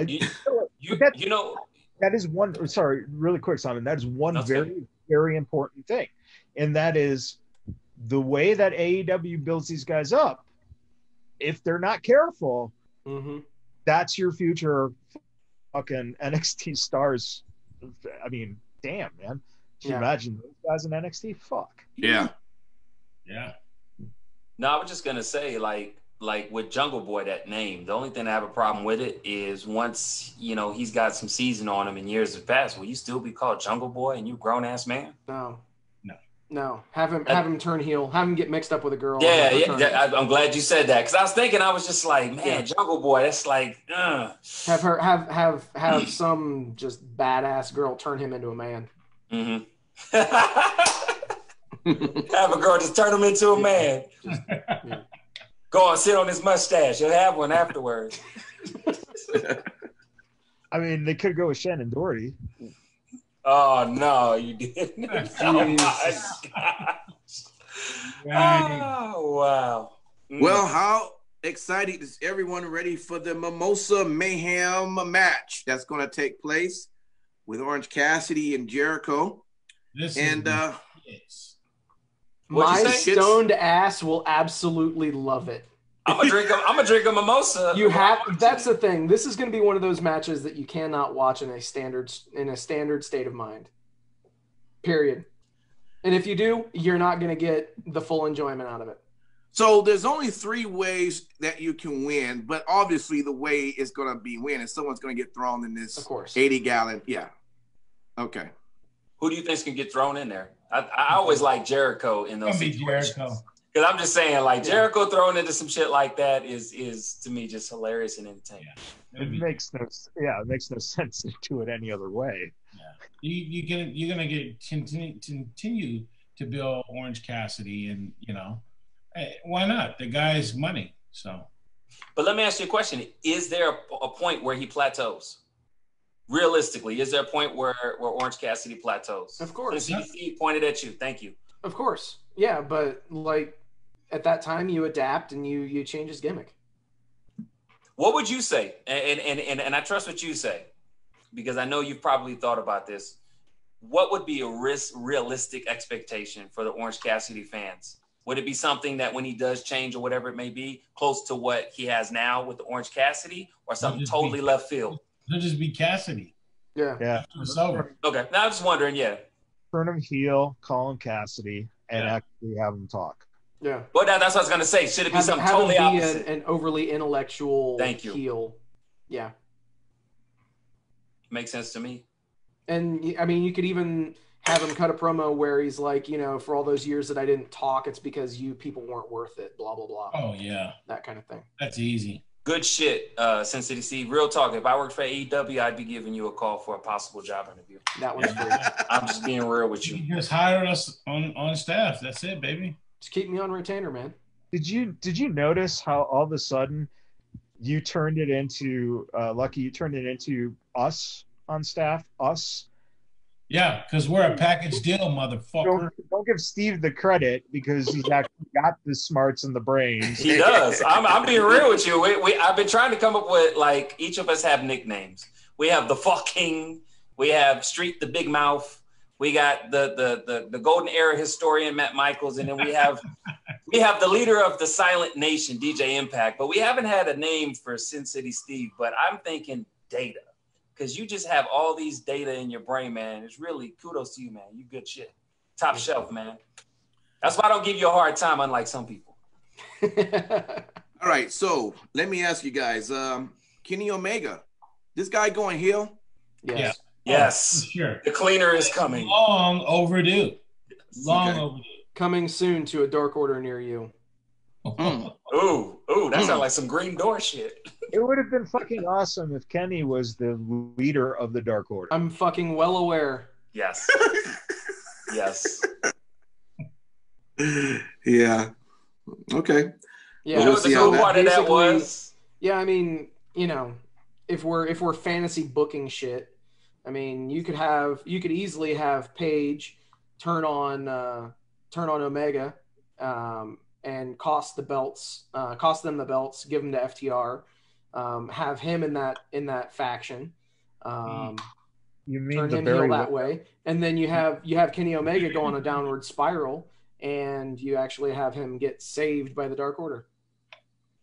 I really like the idea of Hangman being the Barry Windham of that group. But the sad thing is that you could have essentially used Kenny in kind of a Ric Flair mold. You could have. You know, put a Rolex on him, put the glasses on him and stuff. He could be that image. Yeah. So, I mean, that's what they would have to fill. But the Page idea would be great, just in general. Do something with the guy. Mm-hmm. Please. Yeah, no shit. If you're going to push him as a babyface, push him to the fucking moon. If you're going to push him as heel, push him to the fucking moon. But do something with him, because I'm losing interest quick in him.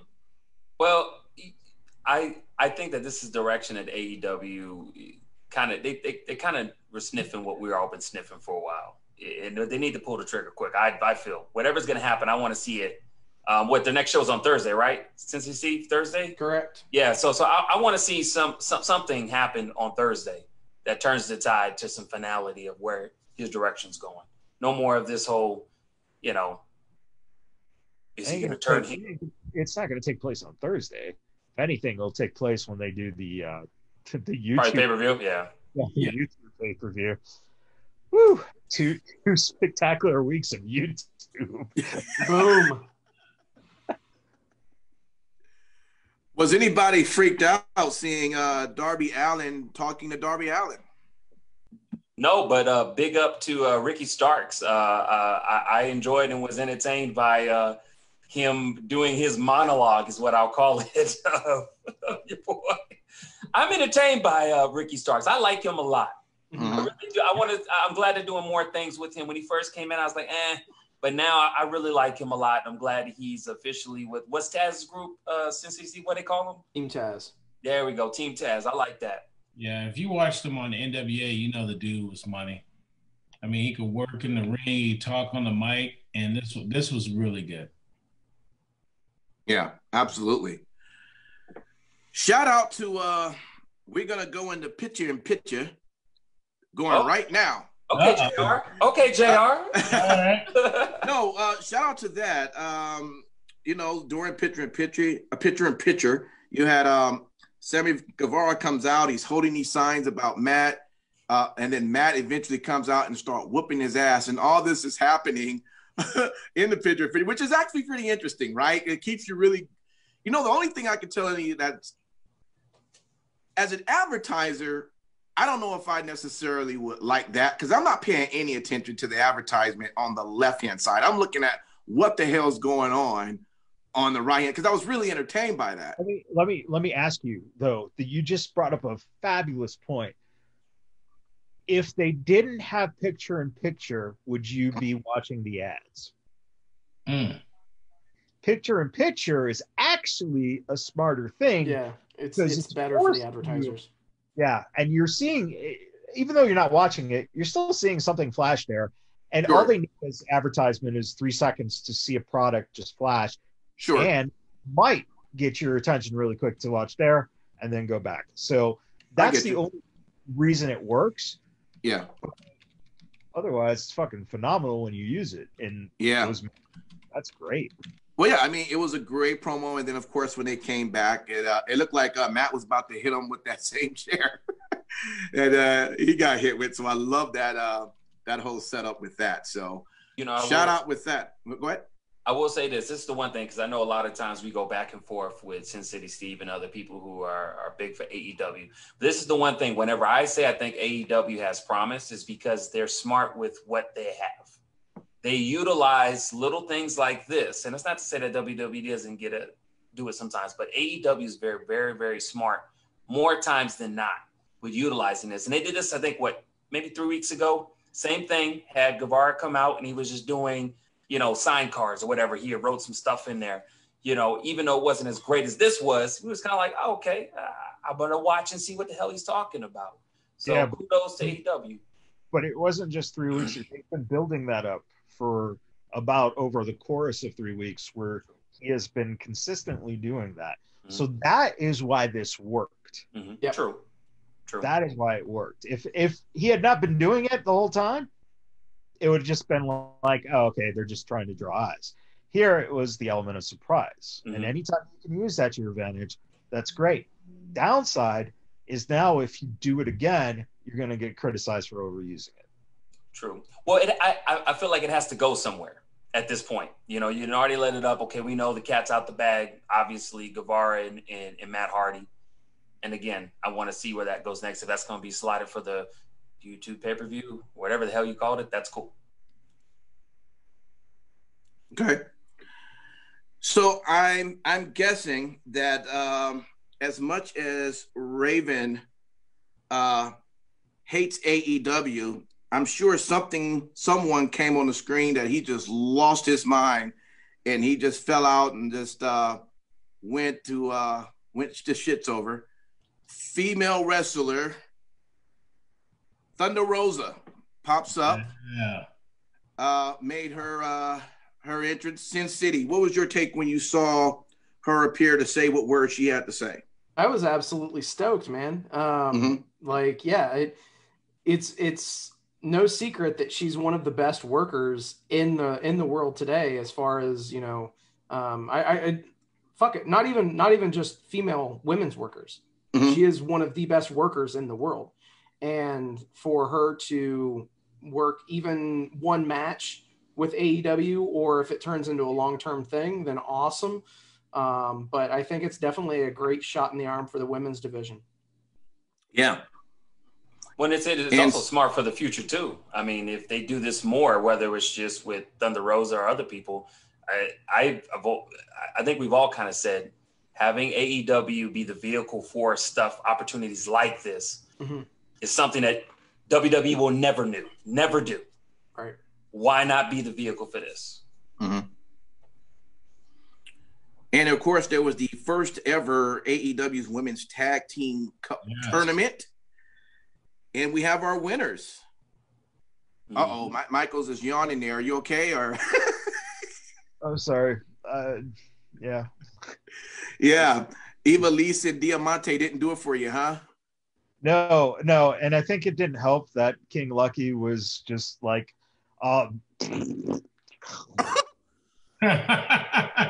whatever. AEW needs quality women, and they just hopefully sign these two women to contracts. They are both quality workers, and this is nothing but a positive. So y'all better watch out where you aim that thing. You know, that get in your eye. I've heard very bad stories of permanent blindness. You'd be like, Splash Zone over here and shit. You'll be the Thunderdome of your own. Right? And now I just love when King Lucky, when he sees someone on TV and then just goes back and looks at the Wikipedia page and goes, oh yeah, these guys are great. Oh yeah, no, they're going to be stars. Yeah, totally do that. Yeah. You didn't know who they were fucking 2 months ago. Oh, bullshit. Really? I will say, I will say this. Hold on. I will say this. No. King Lucky did know who Ivelisse was because he has followed her on Instagram for a long time. I will say that. Because every time I get to her, when I get to her, I always see King Lucky's name at the bottom, hearting every goddamn post. So he obviously knew her. Stalker. All right. Take that, shove it. And how about how we ended the show with the TNT Championship match? Fucking finally. Michael shakes his head again. Finally. We have Cody and Brody Lee. Y'all like the payoff? Yep. I'm good. Finally, they did something right with the Dork Order. It was good. It was good. You know what a dork is, right? He finally did the right thing by Brody Lee. He fucking beat the shit out of Cody. And, he pretty much squashed him, right? I mean, it was good. And then the setup on the stage. Then you had Anna Jay come in, choke out Brandy. Dude, they gave me everything I wanted right there. It was exactly what needed to happen. Yep. Exactly what needed to happen. And it should have happened. Obviously, hindsight's always 2020, but it's good that they're actually doing this now and putting over the Dark Order as a legitimate organization, a legitimate faction. Yeah, for too long they've been like a joke, even on this show. I mean, every time that we bring them up, we always have that nervous laughter because they've fumbled the ball with them so many times. And don't have these guys on BT anymore. I don't take it serious. One thing that I really do hope that comes out of this is that we start to see less and less of Cody and Brandy on air. Let them focus on more of a creative / office kind of role. That would be best for everybody, and not just for them, but for everybody on the roster. And don't get me wrong, Cody did a phenomenal job of putting talent over. Oh yeah, in this run since they started. So if anything, it's more for him to take a break. Yeah, with creative and things like that, and then he comes back, and you're like, oh man, cool. Cody's back. Yep, it'll be a treat when he comes back. Yeah. Can I just ask? Okay, go ahead, Matt Michaels. Go ahead. Oh, ask your question first. I'll get into rant. Well, I'm just gonna say, did you guys really think? What is this? The finisher's called what? The discus lariat. Do you really believe that when you saw that perform, that knocked out Cody so much he couldn't move? They had to bring in a stretcher with EMTs. I mean, I don't know. The finisher didn't seem like it was all that powerful to sell it the way it was. I mean, you would have thought Cody was dead, and I'm just thinking like, I'm not saying he shouldn't have lost. I'm just saying, okay, that was just my take on it. But you kind of, so you go back to what we said 2 weeks ago or now, where it looked like he didn't connect with Paige. Right. Yep. This, Paige sold that by, flicking his head back really well. This, Cody just 360'd his body. So, yeah. Cody put it out there in the storytelling that was a devastating finish. Right. Here's the problem. You have the pin, and then you call down these guys to check on Cody, put him on a stretcher. The whole fucking time you stand in the ring with the goddamn Dark Order sitting there looking like a bunch of twats because they're just sitting around doing nothing with Tony motherfucking Schiavone in the middle of the fucking ring. No one's doing shit about Cody in terms of the Dark Order. Why? Have him fucking go upstage, have him fucking have the moment up there, make it fucking realistic at least. If not, what you should have done is fucking beat the shit out of Schiavone, beat the shit out of those MTs, beat the shit out of fucking Cody right there in the fucking ring. That's the problem I have with it. I hear you. Not that Brody got the belt. That's fine, whatever. But do it in a manner that's fucking consistent. You want continuity, then if you're going to make these guys badasses, do it fucking right then and there. Yeah. Or at least do it up, if you have them up on stage, have them at the top of the ramp. Schiavone does his quick little interview. Dark Order looks like they got out of there. Cody's being wheeled off. All of a sudden, Dark Order just comes and just fucking launches Cody's ass in that fucking, stretcher off the fucking stage. Something like that. At least give it some more substance than, just fucking waiting this whole, because it really got, you already started off with being interrupted by a fucking basketball game that was a snoozer.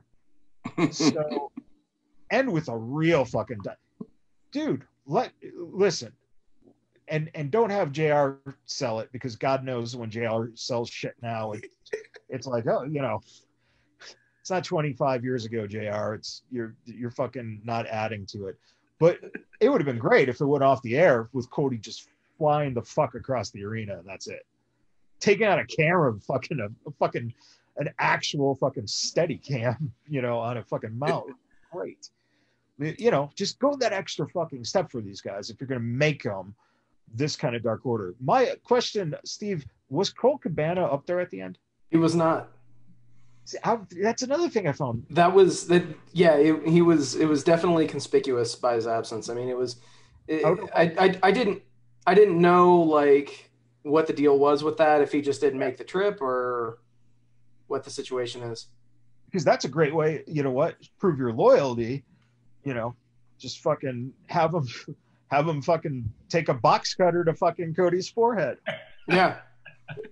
What's Dark Order's mantra? Anybody? Join the Dark Order. Yeah. Well, no. That's a slogan. What's their mantra? Anybody know their mantra? No. Have they ever even said what their mantra is? I feel like that could lend a little bit better. Yeah, I don't know if there's time to go back. If you said this is what the Dark Order represents, we are here in AEW to bring about order, whatever the case it may be, and then they go into their mantra. I feel like I never saw that, and maybe I missed it. I honestly, I wouldn't be surprised if that's how they kicked off the next Dynamite. That would be good. I wouldn't be surprised if they basically just kicked it off and, they were dropping hints that it was, executives and people like Arn Anderson that caused Brody Lee to get to where he is or whatever they were trying to get across in the beatdown. Let's be real. That wasn't aimed at fucking. Oh, of course not. Of course not. That was fucking standard. Oh, but of course it was. But you're right. It would be great to see them do something. But the real question is, what do you do when your goons are actually the ones in tag matches? You'd have too many goons. Yeah. It would be kind of cool, and this is where WWE might get fucked with retribution. Because you got all these guys running around in ski masks. If those guys are not great performers, great wrestlers, then what good is it to you to have them if they come out just to gang jump someone and then that someone can fucking rise up? The other thing is that I believe, didn't Brody say something about like this belt, meaning that he has the power now or something close to that? Yeah. But at the same time, you fucking lost the world title match. That would be your power belt. So one thing that I could actually see them, and we know that you listen to the show, so I would be 100% in favor of this. One thing that I would love would be if they established that obviously TNT is the network that they're on. Brody Lee has the championship of the network that they're on. So now they start to splice in Dark Order content in the middle of the show and actually be a propaganda channel for the Dark Order to some extent. Now, obviously, I'm not saying that it should be done every single match, every single week, whatever, but there should be more of a Dark Order presence in the production side of things. Steve, I would go one step further, and it's fucking insane. Drop it into the basketball games. Drop it into the basketball games. Drop it into fucking CSI, whatever dipshit fucking show. Yeah, do it. Fucking do it, man. You really want to make it big. TNT has nothing to lose, as a station right now. So what the fuck? Fuck it. Yeah. Even make it to where, if you can have it to where somebody in AEW gets their check and they do a cut segment where they look in their check and say, what the fuck? My check is short. And they look in and there's like a Dark Order deduction that comes out of AEW checks would be cool. Yeah. Yeah. Something small like that. It'd be like, damn, they affecting my money now? What the fuck? Eventually they're going to need to shrink the Dark Order. I think, of course, all these goons that they have, put some quality people in there. I mean, make it Brody, Anna Jay, Colt, and whoever you want, one or two more people to be, and that's it. But let me ask you this question: when we talk about retribution, we talk about the Dark Order and shrinking it. I kind of see it a little differently, to where it's fine to have a whole bunch of goons as long as they only stay in the box of being goons, basically fodder to where jumping people are getting their asses handed to them. But again, kind of like we're saying, have key people, and they be like the video game. Like video games. You fight all of these low tier people, and then you got the big dude, and then you got the boss and the dude before the big boss. Something like that. But But the problem, what I'm really saying personally is, if you're going to have in a 2-hour show 6 matches, all right, please, for God's sakes, do not put 2 fucking, scrubs from the Dark Order in a match against fucking Page and Omega. Give me at least something that is substantive. And if you want to have those guys wrestle, have them wrestle on fucking, Dark. But that does nothing for King Lucky, though. That's what he said. So he won't watch it anymore. Let me ask you all just quickly. It says starting next week, they are going to let a few fans now come into the arena for AEW. Should that be exciting, or should that be scary? Exciting. I think what they need to do really quick, Lucky, I think that the first people in fucking line need to be WWE contracted people. And have them be the ones going inside and being the audience. That would be crazy. But listen, I said it. I think that wrestling, now that you look at other places like the NFL, the Chiefs said that they were going to let fans in. I think it's okay to let in maybe 10, 15% capacity, because you could take and separate people by 1 or 2 rows and social distance, those kind of things. So I think it is time for this thing to open back up for fans to go back in. Okay. Would you go, Lucky? Would you I go? would absolutely go. What about you, Impact? Would you go? I think we just got our answer. Well, let me put it this way. I mean, for first off, for AEW, I probably wouldn't. But let's just say it was WWE. If it was WWE, at least you're being honest. I mean, shit. At 25% with the mask on, meaning more than likely I'm not going to have anybody on my row. Shouldn't be nobody right behind me, and shouldn't be no one in front of me. I would consider under that. But other than that, it's still a risk. And I'll be honest with you, hearing that Mania is going to, maybe take place in Florida next year. Everyone knows that I've been to just about every Mania, for the exception of this year, because no one was there. And, I'm not sure exactly if I'm going to participate in next year's Mania, if things doesn't seem like it's gotten better. So I don't know. But at 25%, that's barely. My only fear is that they've been letting people in before this announcement, like I mentioned last week's show, and they had everyone grouped into one section, and I had a problem with that. You have this 5,500 seat stadium, and you're only using one portion, and everyone's sitting next to each other masked. That's stupid. That one thing I wouldn't do. If they was going to sit me in there with everyone like that, and I'll just get up and walk out, because I'm not trying to get COVID. So your bigger problem, you just hit on something. With the smaller amount of people and putting them in one section, you did say masks.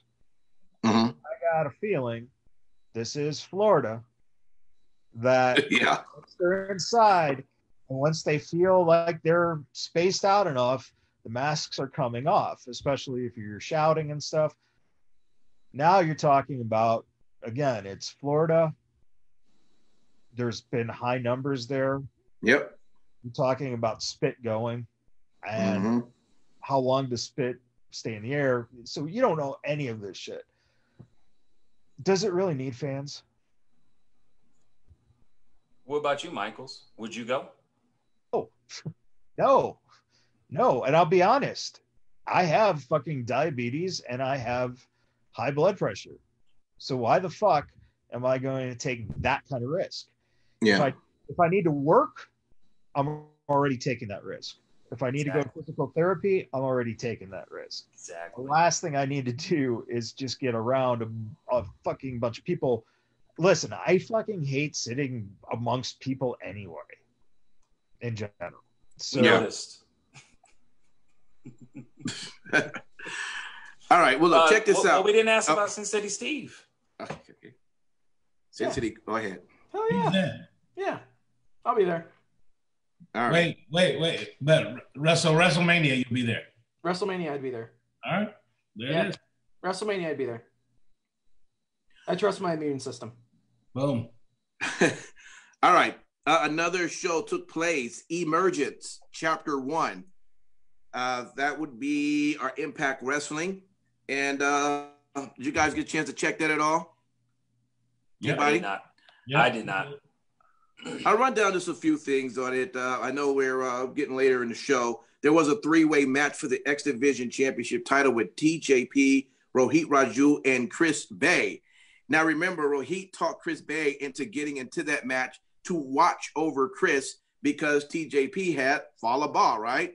So Chris went ahead and agreed to that. They get into this match this past weekend, and what do you know? Rohit Raju ended up taking the X Division title from Chris Bay, which, by the way, shout out to him. All right. He's a friend of the show, and he's been a hard worker. We've seen him, I mean, at many of the shows, and it's great to see that he's finally got some reward for the hard work that he's done. So shout out to that. And I also have to shout out TJP because really he had to fight two of those guys off at once, and he even had both of them in a submission at the same time. Yeah. I mean, he was putting in work. So great match for that. There was also Moose versus Trey Miguel, of course, from the Rascals for the TNA heavyweight. It wasn't even supposed to be Trey, but Trey had on a suicide mask. And Moose thought that's who he was going to be fighting with suicide. So he ended up fighting Trey. And, of course, Moose retains the title. But EC3 comes out after that match. And guess what he does? Not only beat him down, he takes the title belt, okay, and walks out. So what is EC3 going to do with that belt? I don't know, because he's, the whole point of the whole TNT, he's trying to get past that. So I don't know. Is he just going to trash it? Is he going to burn it? I don't know. What is he going to do? We'll find out. Narrative. Change the narrative. So wait. We're just glossing over the fact that, EC3 when he debuts. There we go, King Lucky. What is he going after? A fucking title that doesn't exist. Yep.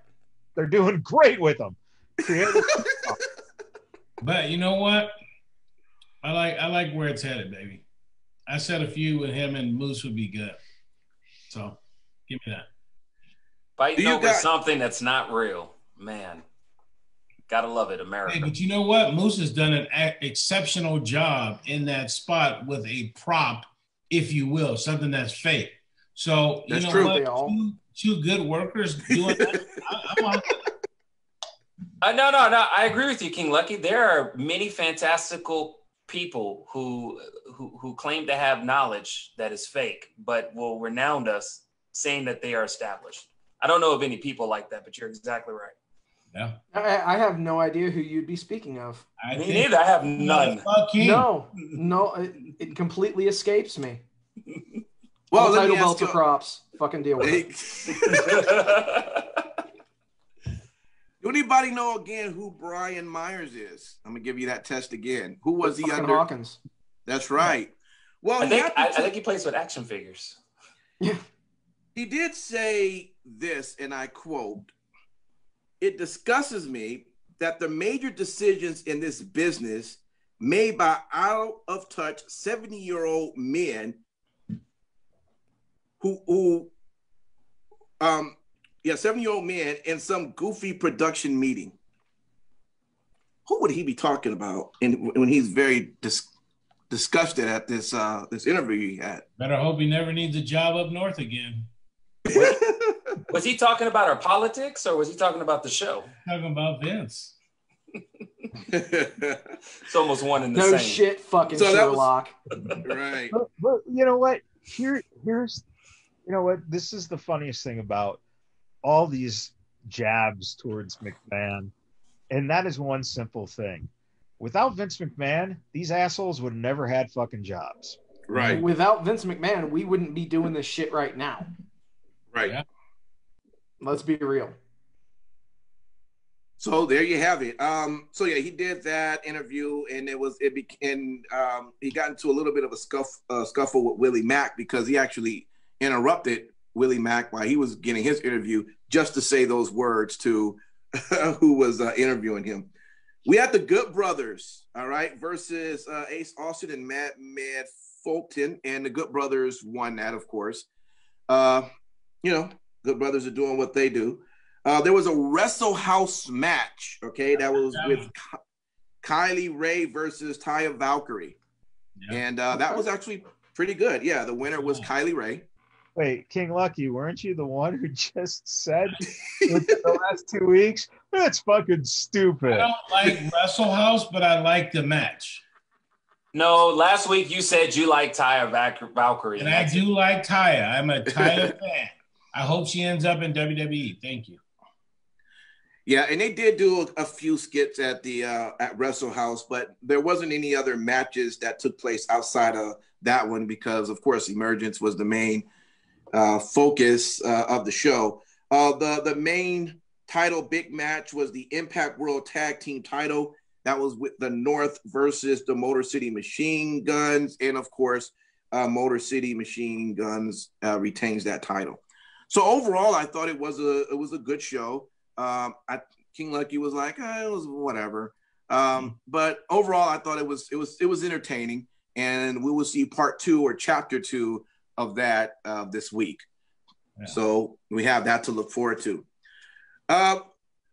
Just some mentions that we probably should go over of maybe Raw, NXT, or SmackDown that just didn't make the show that we don't want to ignore. And you guys may have a few of those. I did take a few notes, and then we'll see where we want to go from there. I put down you did have the 24/7 title. It went from Shelton Benjamin to Cedric Alexander back to Shelton Benjamin. So he's your new 24/7 title again. You actually wrote that down. Why? I did. Why? I know. Why? I know. I'm thinking about that right now too. I will say, shout out. This might be another one you maybe would question, but I did enjoy that when Retribution got into the TV truck. I love how they were switching. They were switching the videos back and forth, making everything just confusing and make no sense. You got to be like, what the hell is going on with that? I did enjoy that. And then, of course, they were threatening the workers in the truck. Nia Jax and Shayna, they go ham during a tag match, which I thought was pretty good. That was between it was Shayna and Asuka and Bayley and Sasha. So we got a little bit of that. Go ahead, King Lucky. I will say I enjoyed seeing Marina and Jessamine Duke back on TV.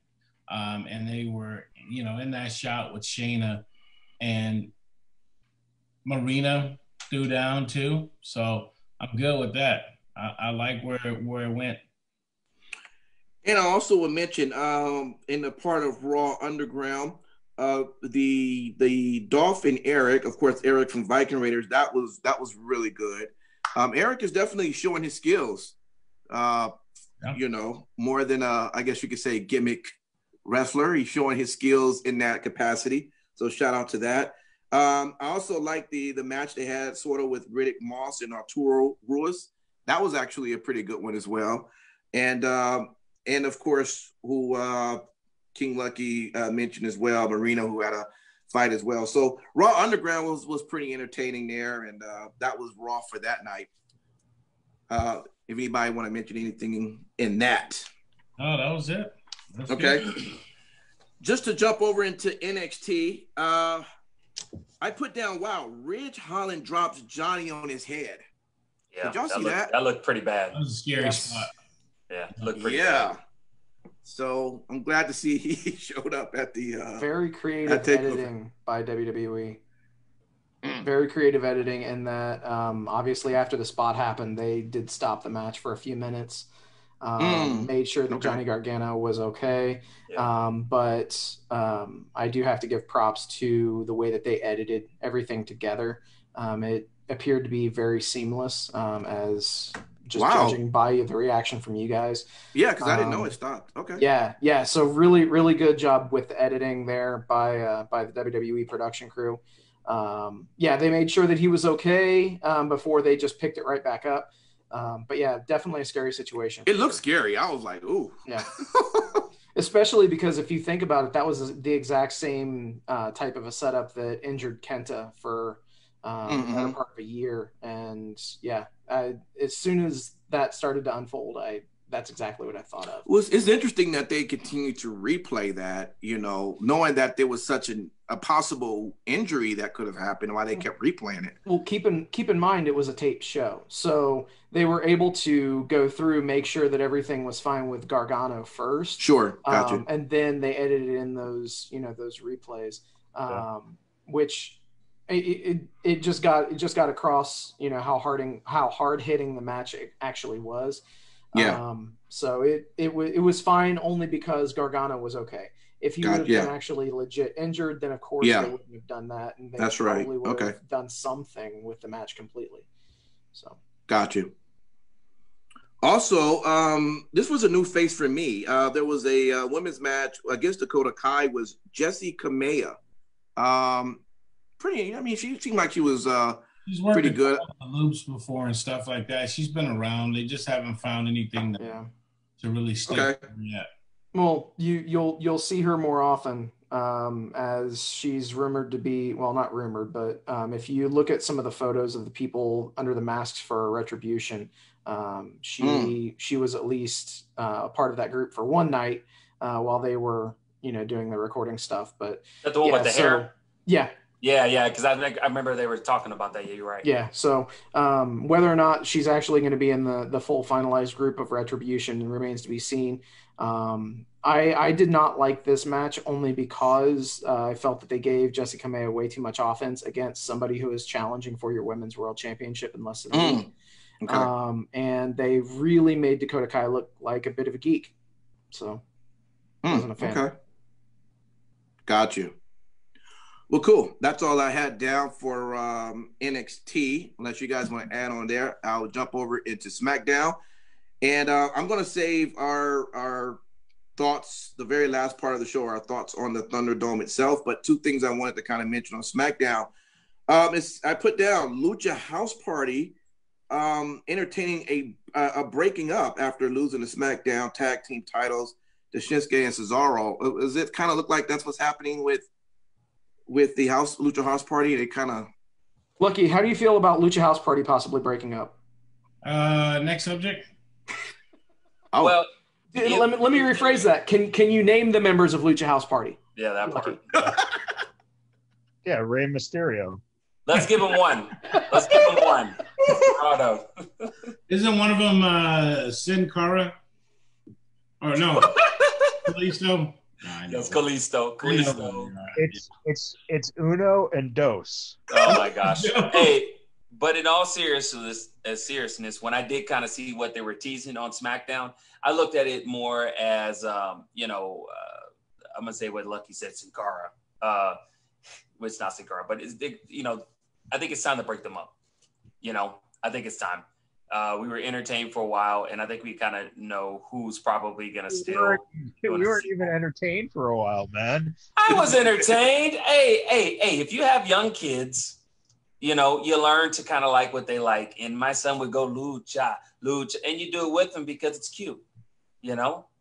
Like you say all the time, Matt Michaels, well, this brand is made for young kids, not really made for us.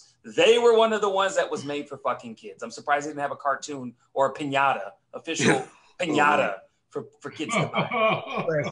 Listen, I mean, hey, I don't know Penta from Phoenix, okay? Touche, that was good. All right. One of the last things I put down before I get to the big one, I put Jeff Hardy, the new Intercontinental Champion. And as due to, it looked like a leg brace, looked like he knocked him out with there. What's your guys' take on that? Jeff Hardy, your new Intercontinental Champion. One more title for Jeff. I'm good with it. Listen, for weeks of King Lucky bitching about, this whole thing is just so awful. This alcoholic thing. It's so raw. And here's your redemption, so eat it. Yeah, there is the redemption. I'm good with that. That's fine. The angle sucked, but I like him getting the title, so that's okay. I'm good with it. I'm just interested to see what's next for AJ. Just out of curiosity, I'm just wondering because usually, and there's this weird feeling that I feel like they're gonna have him do something else, and it might be bigger than the Intercontinental Championship. I'm just thinking in my head. I hope so. Maybe that's just me hoping. 24/7. Of course, because what bigger prize in the company than the 24/7 title? That's a possibility. Okay. Well, at least we know Impact will write it down. He is a former TNA champion. Maybe he'll go for the TNA title. There you go. It doesn't belong to anybody, so you can't say it can't come to WWE. Exactly. So the biggest news that came out of SmackDown, and we got a chance to see it again for the SummerSlam show, is the Thunderdome. Or as Hulk Hogan calls it, the Superdome.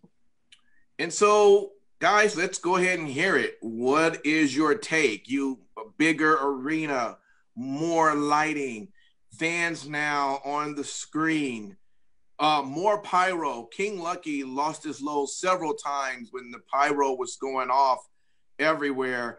I mean, what's your take? I mean, you like it or it's too old? Listen, it's great for business. Okay, bigger presentation. Mm-hmm. SmackDown looked bigger.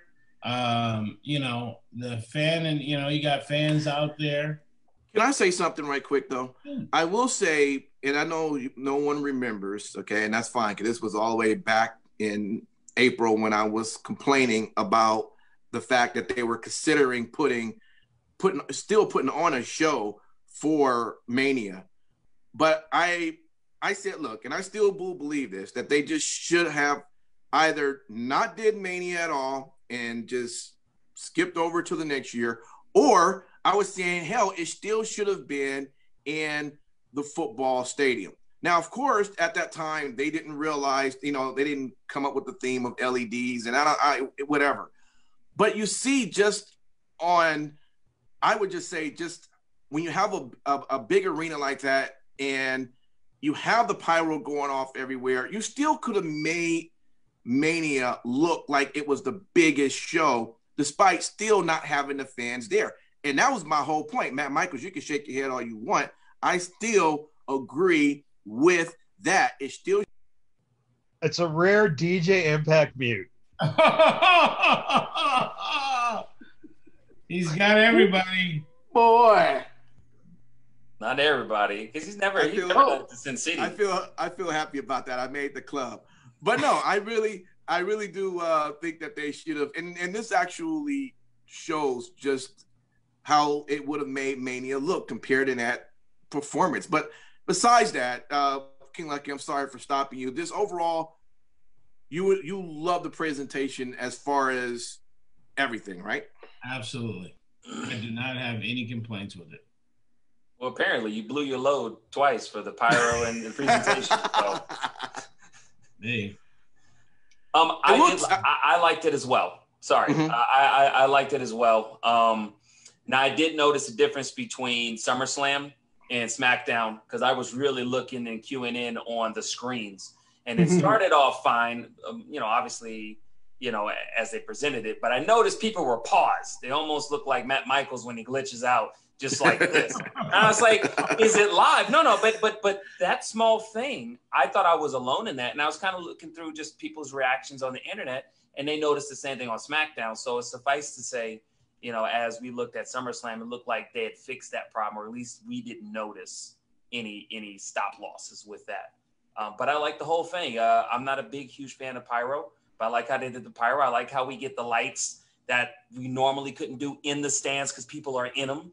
We're able to get that. Some fun things such as Street Profits coming in and red solo cups coming out. It's fun. I really liked it a lot. And is this only just for pay-per-views, or are we going to get this from now on for Raw and SmackDown? SmackDown and pay-per-views. Okay. Yeah. I will say, just going back right quick, a few things I noticed about the screens where people on it. First off, none of those people you see have that position through the whole show. the screen rotates.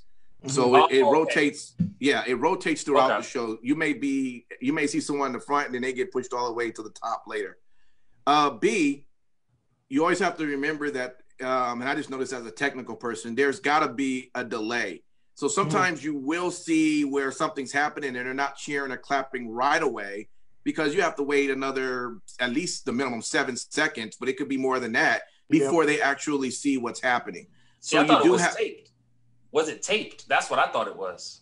No. Well, taped or live, it doesn't matter. What I'm saying is when as the fans are watching this on their computers, they're watching it on a delay. That's what I'm saying. So that's all I'm saying. When we're looking at them, that's why, and that's almost the reason why they have to run sort of this audio package in the background, because if they were to try don't fucking justify it, dude. No, they have to. They would have to. It wouldn't make any sense if they don't do that because of that delay. You know, listen, you haven't said what your thoughts were about it yet, Michael. So I'm gonna let you. But I'm just letting you know. And I did notice one more thing, and then I'm done with the SummerSlam. Did you guys see that they, someone did write a note on there that said "Fire Velveteen Dream"? Yep. So that quickly came up on the screen. The funny thing is, I know there's probably someone that is hired just to watch all the screens so they can, Yeah, that person got banned. Yeah, exactly. Yeah. But that's my take on it. Sin City, Michaels, go ahead and tell me what you guys thought of the presentation of this new Thunderdome.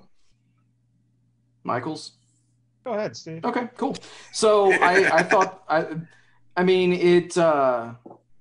it's definitely interesting. I don't know how much I'm going to like it every single show, like every single Raw, every single SmackDown, every single pay-per-view.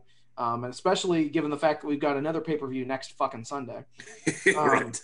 Weird. Anyway, I was actually talking with Lucky, and I told him point blank, I was like, I can't wait to see somebody fire up a bong or whip out a dick or do something crazy on the fucking live feed. And I'm surprised we didn't see that, but just be advised that could very well happen. You're watching Fox, and then all of a sudden you see someone token up. You might see a woohoo, and there's that. So. No, I think that they're being creative, if nothing else. And like I've said on this show, I will applaud WWE for being creative whenever they are being that way. And this is the next evolution in what they're doing until they feel comfortable, getting actual fans back in the stands. So I can't beat them up too badly about it. It's cool. I definitely noticed the difference right away as far as, the production value did go through the roof. It was just, it seemed more like a wrestling show from before the pandemic. And I think that that's something that we need to start inching our way toward, no matter how, how resistant people are to that kind of a thing. Because what are we going to do? Never go to never have fans in attendance ever again? No, you need to at least slowly push that boulder up that hill, and until we actually get to that point. So yeah, it is what it is. The Fire Velveteen Dream thing, obviously during Sasha Banks' entrance, I believe it was, that made me laugh audibly. And they got it off pretty quick, though. I mean, it happened really because I was like, oh. the person that did that on, that used that app on their live feed to post the graphics. That person posted screenshots right afterwards saying that they were banned and the whole deal. So they definitely have a content moderation team on. Oh yeah, absolutely have to. Just one quick thought, piggybacking off of what Steve said. You look at Drew tonight on the pay-per-view, and his moment would have been so much larger for WrestleMania if they would have just had something like this. You could tell today he had all the pyro in the world behind him. He looked like $1 million. Well, it's a good thing on the network they have a documentary that talks about, the decisions that were made in just before, I think 3 weeks before WrestleMania. So it's a good segue. Watch the documentary, you know. All right, Michaels, the floor is yours. So you could have done all that shit without having those stupid fucking LCD screens. Period. Why the fuck do they need it? Because A, the fans are delayed, like you said, 7-second delay or whatever they're running on. They're not doing a fucking, it's not live in terms of the reactions. I don't think so. That's what I thought. They're pumping, it's not tape though, but yeah, they're pumping in extra fucking fan noise, just like they were before. So what the fuck's the difference? Oh, the difference is I have to now see in the corner of my eyes, literally people just sitting there like this. Or waving profusely to get themselves over. Yeah, exactly. So if they see the cameras on them, that's where they're like, hey. Or, I mean, when they shot towards the ramp, there was one kid, and it was close to like the last couple matches, I think, maybe the last 2 matches. There was one kid. The whole cut back, and it's just like, it's fucking stupid, you know, because when you have live fans, you're not seeing that detail, right? What you're seeing is the signs or them standing when shit is happening, right? Here, you have huge screens which magnify people, and everyone has this fucking, you know, white background that looks, you know, so you got nothing that actually gives it a depth to it. And it's just fucking boring. Well, I will say this. If you go back, though, and you watch when Randy Orton came out, he did a great thing that as he came out, he just slowly turned around and just looked at pretty much all the screens as if the fans were there. And you know, did the same thing when they were just fucking chairs. I'm about to say, he's working us. You know what does? I was like, you know what does suck? And Raven did say this, even though he's ribbing my ass. He said it's 3-second delay and the noise delay, and it says it's better than having Simon in the front row at the time. But that's a good point. The people at the front fucking row were like this. Even to the point to where one guy knew it in Summerslam. He keeps looking up purposely on his camera because he saw him in the camera shot that obviously he was cut off in half. So, you know, yeah, it was interesting. It's just, I just cannot, like, if you want the fucking lasers, if you want the pyro, fine. They're fucking running this, I think, till the end of October right now. Yeah.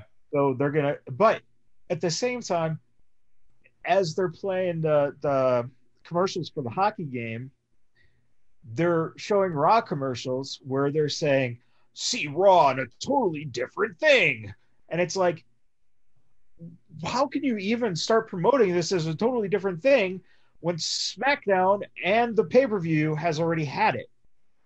Right? So now you're basically pushing that this is something unique, and people are going to turn into Raw and go, nothing's changed. What the fuck? I just saw this on fucking SmackDown. Well, I tell you what, the only thing I'm looking forward to on Monday Night Raw on Monday is Raw finally being limitless, and we get to see Keith Lee. It's gonna be a good show. That's what I'm looking forward to on Monday. And the presentation will go along with it. I don't think it's. I hear what Matt Michael's saying. I don't think it's really. I don't think it's all that bad. The only thing I will say is this: the only thing that could become a problem, and I don't even know if anything, it will become a problem to you as a fan who's watching it on TV, is that you may be the one that constantly gets distracted.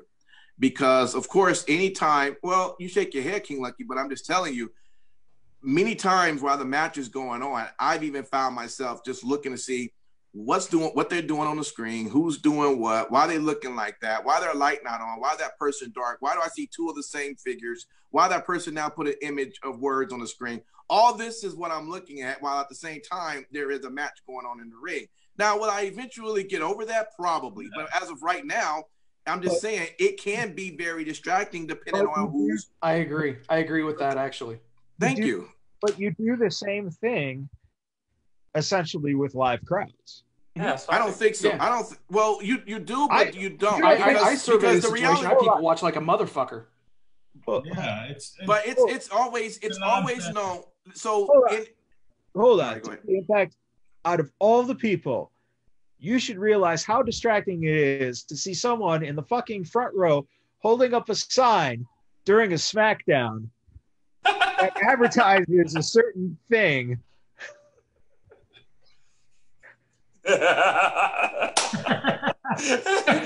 It was so fucking brilliant. He couldn't even finish it. It was that brilliant. Oh my Lord. Anyway. Oh, he got your ass. So Impact was on SmackDown with the Kofi Kingston. Yeah, the Kofi Kingston sign. Yeah, but that's it's totally different. Apparently, it's totally different. You totally broke him, Michaels. Good job. Yeah, you so did. But I will say this, you know what? I don't know why they just don't double down and just throw screens at the top of the arena too. Just make it one big old LED arena. Just go to the top level and throw them all across there too. Why not? Just keep it going. You know what would be kind of cool? And again, I'm not a tech guy like that. But like, say for us, maybe not counting the Impact because he phases in and out of his background. But for the most part, we all have a background. Now, with what they have set up, if they were able to do something similar to that, it would bring hindrance to what Michaels was saying. You would see a little bit more defined. It would be a little bit more uniformed across on all the screens. Yep. And so that way you can see better fan reaction. It might be a little bit cleaner is what I'm saying. You have to use their branded background. Yeah. Well, here's the thing. America's Got Talent unveiled it 2 weeks ago, and they're on a soundstage, and the thing goes up 30 or 40 feet. Mm-hmm. All right? And that's how they've got their fans. Now, America's Got Talent also is able to, I don't know, maybe it's because you're not directly seeing it throughout the whole fucking camera angle of the show, but they have it pretty much fucking live straight up. So you hear the reactions of the crowd right there in live. And it's, reminiscent of actually a live audience being there. The most disturbing thing to me about this is you have a depth perception and everything is flat. And when the wrestlers get outside the ring and get close to the barricade, it looks fucking like you have a 90-foot head behind this tiny ass motherfucking wrestler who's 6'7". Yeah. Right. Yeah. It's fucking. That's a good point. That's an excellent point. I didn't think about that. One thing that I just want to throw out really quickly. I was actually listening to an interview that Dave Meltzer was doing with John Moxley, and he actually asked Moxley what he thought about the Thunderdome setup, and his response really was kind of surprising, but it made a whole lot of sense to me after the fact. Are you guys familiar with the book or the movie Fahrenheit 451? Yes. Okay. They had the wall of faces that they had up, and John Moxley mentioned that was the very first thing that came to mind when he saw the way that Thunderdome looked, and it was really kind of surprising that after he said that, I was like, holy shit! Once I hear that, I can't unsee it. Yeah. So it's definitely interesting for sure. The other thing too is I think that using the term Thunderdome is a little misleading, because if you get that image of what Thunderdome was in the movie sense, it was rabid fucking people. Right. I think that's what they were hoping for, but right. Where you got the lame, version. You got the I'm at home on my couch eating potato chips version of Thunderdome. Or I'm sleeping. Yeah. I don't know if you guys saw that guy, but he was literally asleep next to his camera. Yeah. But you did get one guy in a creepy ass motherfucking clown fucking mask, which was fucking brilliant. I mean, you can whip out all the dicks you want, but when you throw a clown mask that looks fucking evil and creepy, that's disturbing shit right there. Yeah. You know what? But that is where it starts. With anything that's ever been made in history, to where you allow individuals to showcase themselves and be a part of a production, you leave the window open, whether you want to put guidelines or stipulations in front of it. People are going to purposely tune in to cause visual chaos. Let's put it that way for what we're talking about. So what's a clown person or person? They're going to do stuff like purposely to where, and that's why I will say when Sin City Steve said, I don't know if I want to see it all the time. That's how I felt. Like I'd be more comfortable seeing it only on pay-per-views. I don't want to see it on Raw. I don't want to see it on SmackDown for that reason. And the only reason you're going to see it on Raw and SmackDown as well is because they're renting that fucking facility. Yeah, that's true. I mean, that shit costs a lot of money. Yeah. But $450K. A real, factor that goes into this is that this is my whole point when I say fuck the fans. And that is you're allowing then an opportunity for the fans to basically be in it for themselves. There you go. And that's what I don't like. I mean, the reason I like the empty arena, and I know people, it's boring, fucking, it's not wrestling, blah, blah, blah. One reason I liked it is because as a professional, you still carried out the job. And these guys performed their asses off in front of nobody. The hardest fucking thing to do as a performer is to go into an arena when you're used to 50,000 people, 12,000 people, and perform in front of nobody. And then on top of it, at some point you decide, well, we got to have some kind of fan presence. Let's put our own guys in the front row. Now you're performing in front of your peers, which is very tough. So you got to give these guys credit. Hell yeah. I mean, it's even with that documentary I was telling you, King Lucky. First thing it popped up on the promo for this documentary, Hunter's in the middle of the ring says, this is what we do. And I think that's something I think we always pay homage to these people that in what we love. These people are professionals. I mean, the fact that they've had to adjust, critique, and change up and still have been able to entertain us, that's why I always have the utmost respect for anybody in this business, because the shit ain't easy. I don't know if I could comfortably say I could do that shit. And that's why, to be honest with you, I don't mind if they're pumping in audio or if they're using the talent around the performance center and they're all booing and cheering appropriately, because I like when things make sense. I couldn't imagine that half of the things that would have happened tonight, everybody would have been booing when they shouldn't have been and cheer. When Roman Reigns would have came out, it would have just been a boo, boo, whatever. Everything would have just been completely different is what I'm saying. And let me say this, man. The problem is the fans do the shit just for the sake of doing it. It's not because they really may feel that way. They just want to be like a part of different. I want to be different, so I'm going to boo this. Yeah. And that's what I hate. Right. And one step further on that is the reason I have no problem with empty arena is because if you pump in the atmosphere background, it works in baseball. It's fine. It works in all the sports so far. That's great. And then having your talent around the ring to, boost up the boos and the cheer, all that kind of stuff. That's fine. The thing that bugs me about this Thunderdome shit is the fact that you hear cheering going on, but you can visually see that even with a 3-second delay, almost no one is cheering. They are not saying anything. They're just sitting there. I just had a brilliant idea. What if they hey, even a beaver could have a good day. So what I am saying is, what if they had the same shit they had now, Michaels, but have to where we create a customizable avatar?